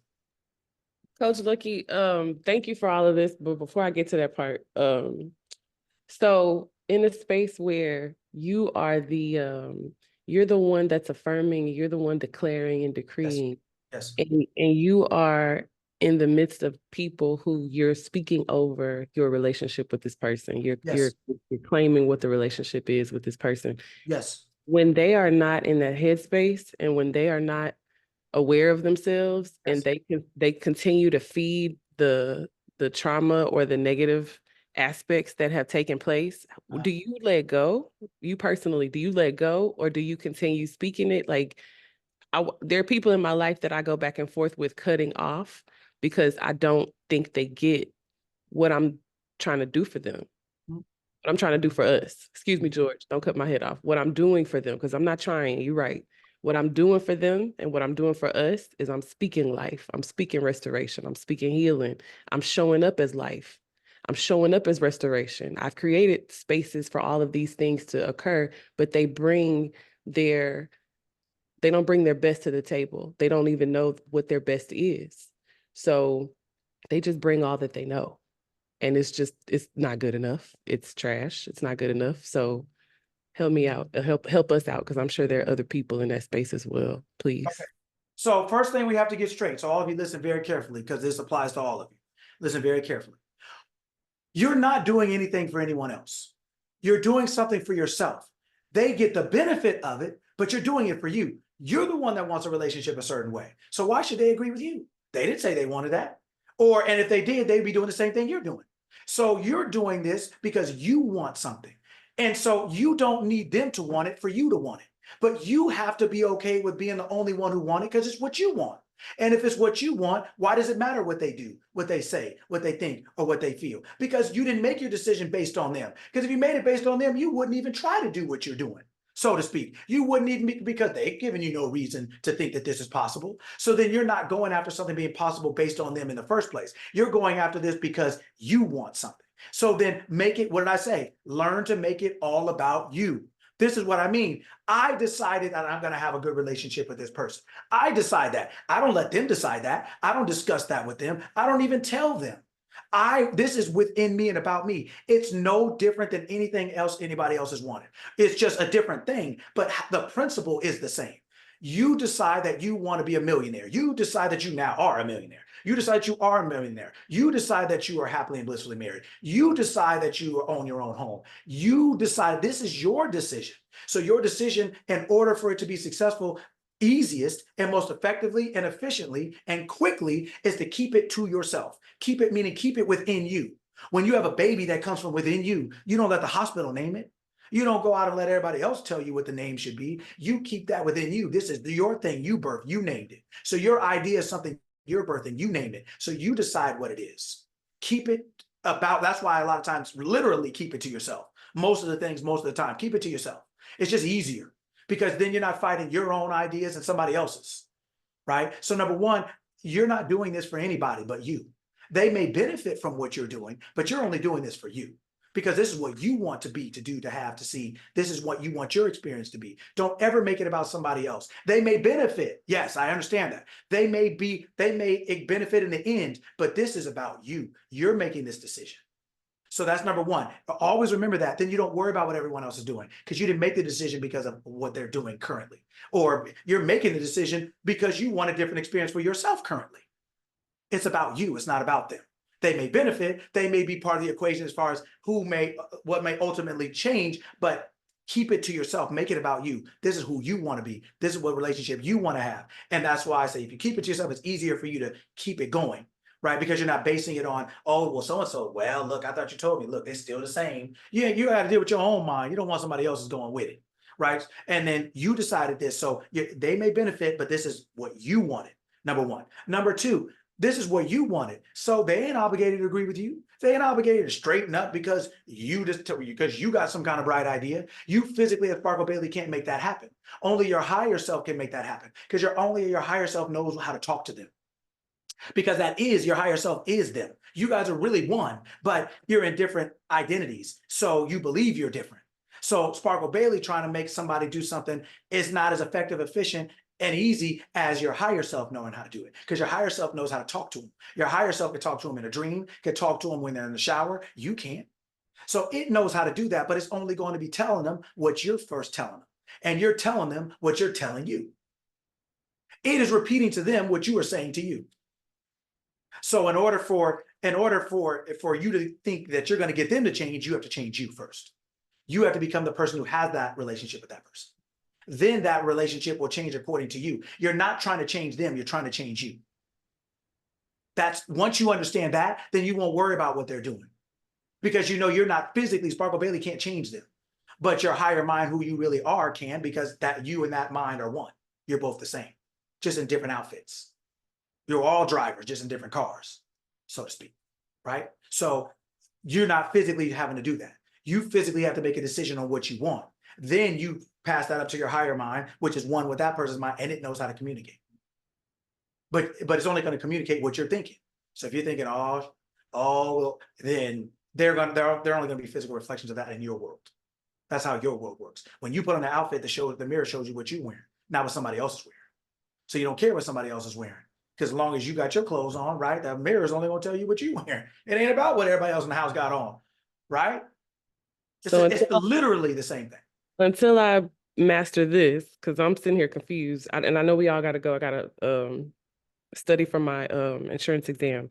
However, tell me if this makes sense. Do I need to remove myself from spaces like that until I if you can. These are like pivotal people. These are not like, throwaway people. Like, I don't want to be too specific on this public call, but these are like pivotal people. So it's just like, maybe I should just like cut people off for a while. I'm good at cutting people off. Like, well, I'm not. So so really quickly, you don't owe anybody that will prevent you from making, you don't owe anyone anything that will prevent you from making the most of yourself. What does that mean? It means if you need space for yourself and be like, hey, you know what? Let me have a little time so you can get your own self together. Then you do what you need to do. If you it's not, you have to get your own mind right to get your own life right. Right. And you don't owe anyone else your life to the point that you're unhappy or unhealthy. Right. But so you get the space that you need. If you still have to deal with them, you deal with them in the ways that you need to, and then you keep it moving. But you're not trying to make them change. You're not looking for them to change. And if you can get a little peace where you don't have to deal with that physically for a minute or two or for an hour, then that's easier for you to do, to keep your mind going. And then if you have to deal with them, you deal with them in the terms and the ways when you need to, and then you keep it moving. But it's just so that you can keep your own mind going the way you want it to go. Right? It's just, you get as much separation as you can to keep your own mind going the way you need it to go. Right? You work with them if it's your spouse or it's your kids or they're not acting the way you want. Yeah, you still got to feed them. You still got to, do whatever, but you do as much when you need a little space, or you try to create some space for yourself here and there where you can just keep talking to yourself, keep talking to your mind. And when you do that, you'll start to see things change, right? But just keep doing what you're doing no matter what the situation is, because that's what you want. But if you can get some space, some physical space and stuff, that does help a lot. It can help a lot, just because sometimes it's just hard to think different when you're looking at something right here. It is. That's our human form, right? So if you can get a little space here and there, that's a good thing. I appreciate it. Thank you. Yes. Coach Lucky, I Yes. just want to say thank you so much. I have been listening. I have not been able to really be as interactive as I love to be on a daily basis, but I am abundant in peace. I am abundant in love. I am abundant in joy, and I am $22 million richer each and every day. There you go. You are what you say you are. That's if we all can take that away from this class. You are what you say you are. And whatever you are is what you say you are the most. You may say you're 1,000 things, but whatever you say the most, that's what you are the most of. So whatever you want to be true in your life, the most true, the most frequent, the most powerful, the most, whatever you want to be the most, say the most. Very simple. Whatever you want to be the most, say the most. And realize that you only need you. You don't need anybody else to say it with you, say it for you, believe with you, believe in you. You don't need that. So I'm just saying, if you want an accountability partner, you can do that. But I'm just simply saying, as far as what it takes, you don't need it. So just whatever you want to be, do it. Whatever you want to be the most, say the most. All right, there we go. All right. Well, anything else we say? It's our last one. We did 1.5 years almost. Congratulations. Thank you all for coming. Thank you. Thank you. There is nobody on the planet like Coach Lucky. Vero, thank you for bringing him into our lives. Thank you so much. Give Vero her props. Most of us are here because of Vero. Coach Lucky, don't play. Like, that's your gym. Don't play with it. Like, that's your gym right there. Thank you so much. Thank you. Thank you. Thank you. Our pleasure. One of the greatest gifts you have given each and every one of us is the knowledge that we have the greater gift within ourselves to give ourselves. Yes. And that reinforcement, reawareness, reawakening is the gift I will continually unwrap. I like that. That's it. I know you're saying your goodbyes, Coach, but I have to say this. I was a professional group hopper until I got here. And I said, okay, this is where I stop. In all of my 46 years, I have never learned so much about myself since being here with you guys. So I appreciate you. Thank you, Vero, for sharing your love with us. Thank you both so much. I appreciate you all, and I love it here. It's our pleasure, and thank you. Thank you for coming and listening to me rant and raving and everything else every weekend and during the week too. Thank you for coming, and thank you for applying it so that you can see truly who you are.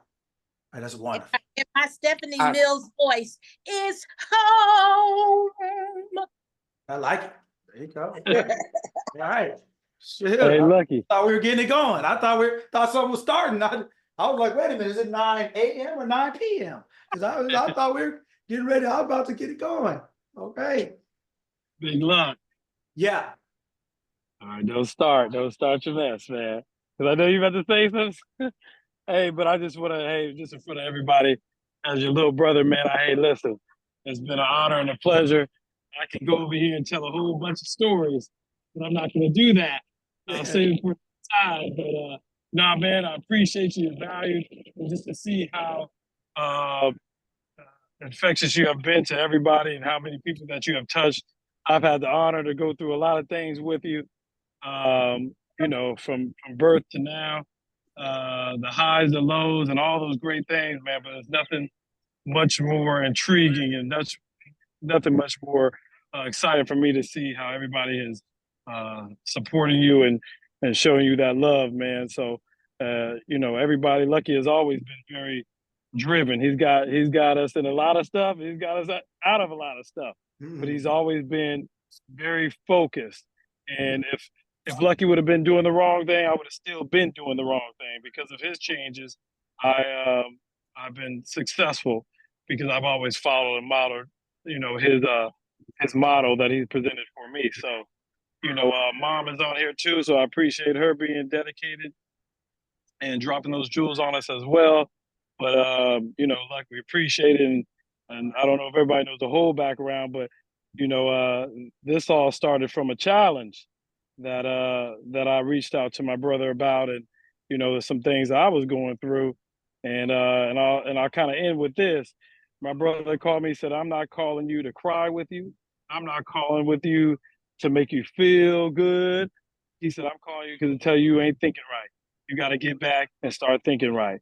And then we started talking, and I said, "Hey, can we put some more people on here?" And then, you know, it started from that. And it's just to see how many people you have touched during that time, you know, has been amazing. And I'm so thankful for Beto for supporting you, especially for the, you know, the piece in regards to the media component. And I just want everybody to continue to make sure that you are making decisions that are best for you and be about the business of you, and everything else will work out according to what you wake up saying versus seeing. So thanks, Big Luck. I appreciate you, man. Yes, sir. Appreciate you. You're welcome, everybody. You're welcome. Coach, thank you so much for showing us all what it looks like to grow and transition when we're in our right mind, that it only gets bigger and better and more dynamic, and only we can make it smaller. Yo, that's right. That's awesome. I'm so happy to see your business success and stuff like that. That's awesome. Just your success, period. It's all, like I said, I watch, I pay attention. I ain't got time to talk to everybody and tell them everything I see. You know, like a parent, you see your kid, you tell them don't go in the pool, and you know, and they don't think you're looking, but you're out there looking. You just want to see how far they're gonna go. It's like you don't tell them everything you see, you don't tell them everything you know, but if you love them and you're looking over them, you see. And so you and all of you guys in different ways, but I see when you're growing, I see when you're doing it, and I'm always so happy and so proud of all of you, right? Because we're all in it together, so it's all good. Congratulations. About the wisdom study. Okay. Okay. So you want me to tell them about the wisdom study? So wisdom study is starting 2 weeks from today. It's the same time as we have now. Basically, this is basically a lot of us come from a church background, and a lot of us read the Bible or know it, whatever. And so I started with, you know what?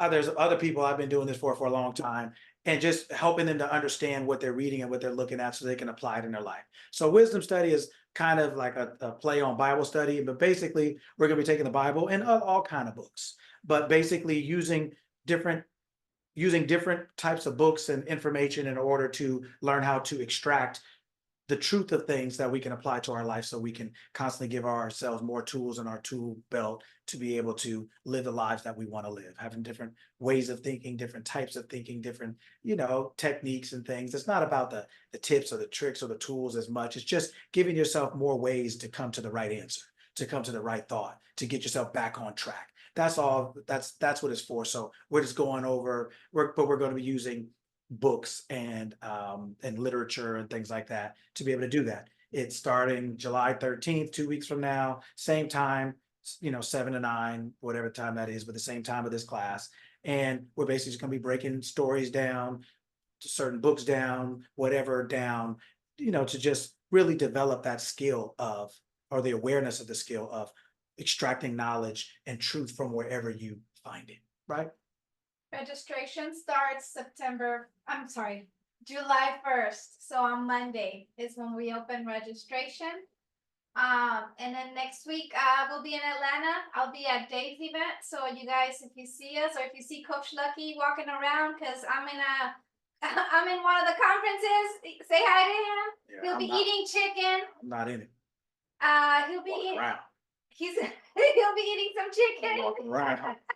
Walking around. Wow. All that stuff.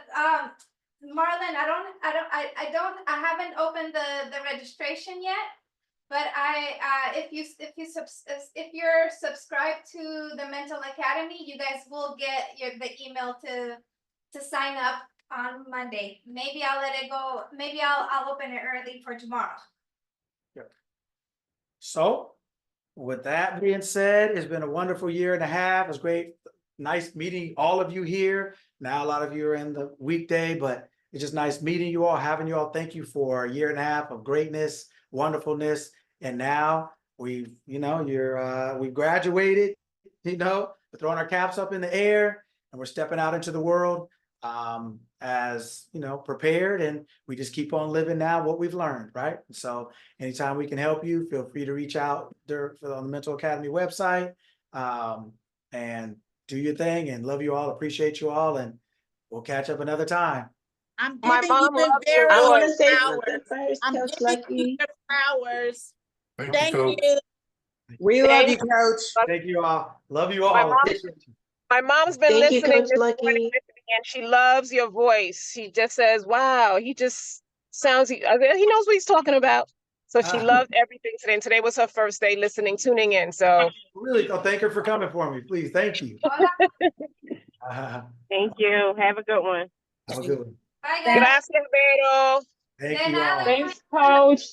Thank And you. Veronica, you guys have a good Thank day. you. Thank you. Thank you, Vero. Thank Vero, you, real Coach. quick.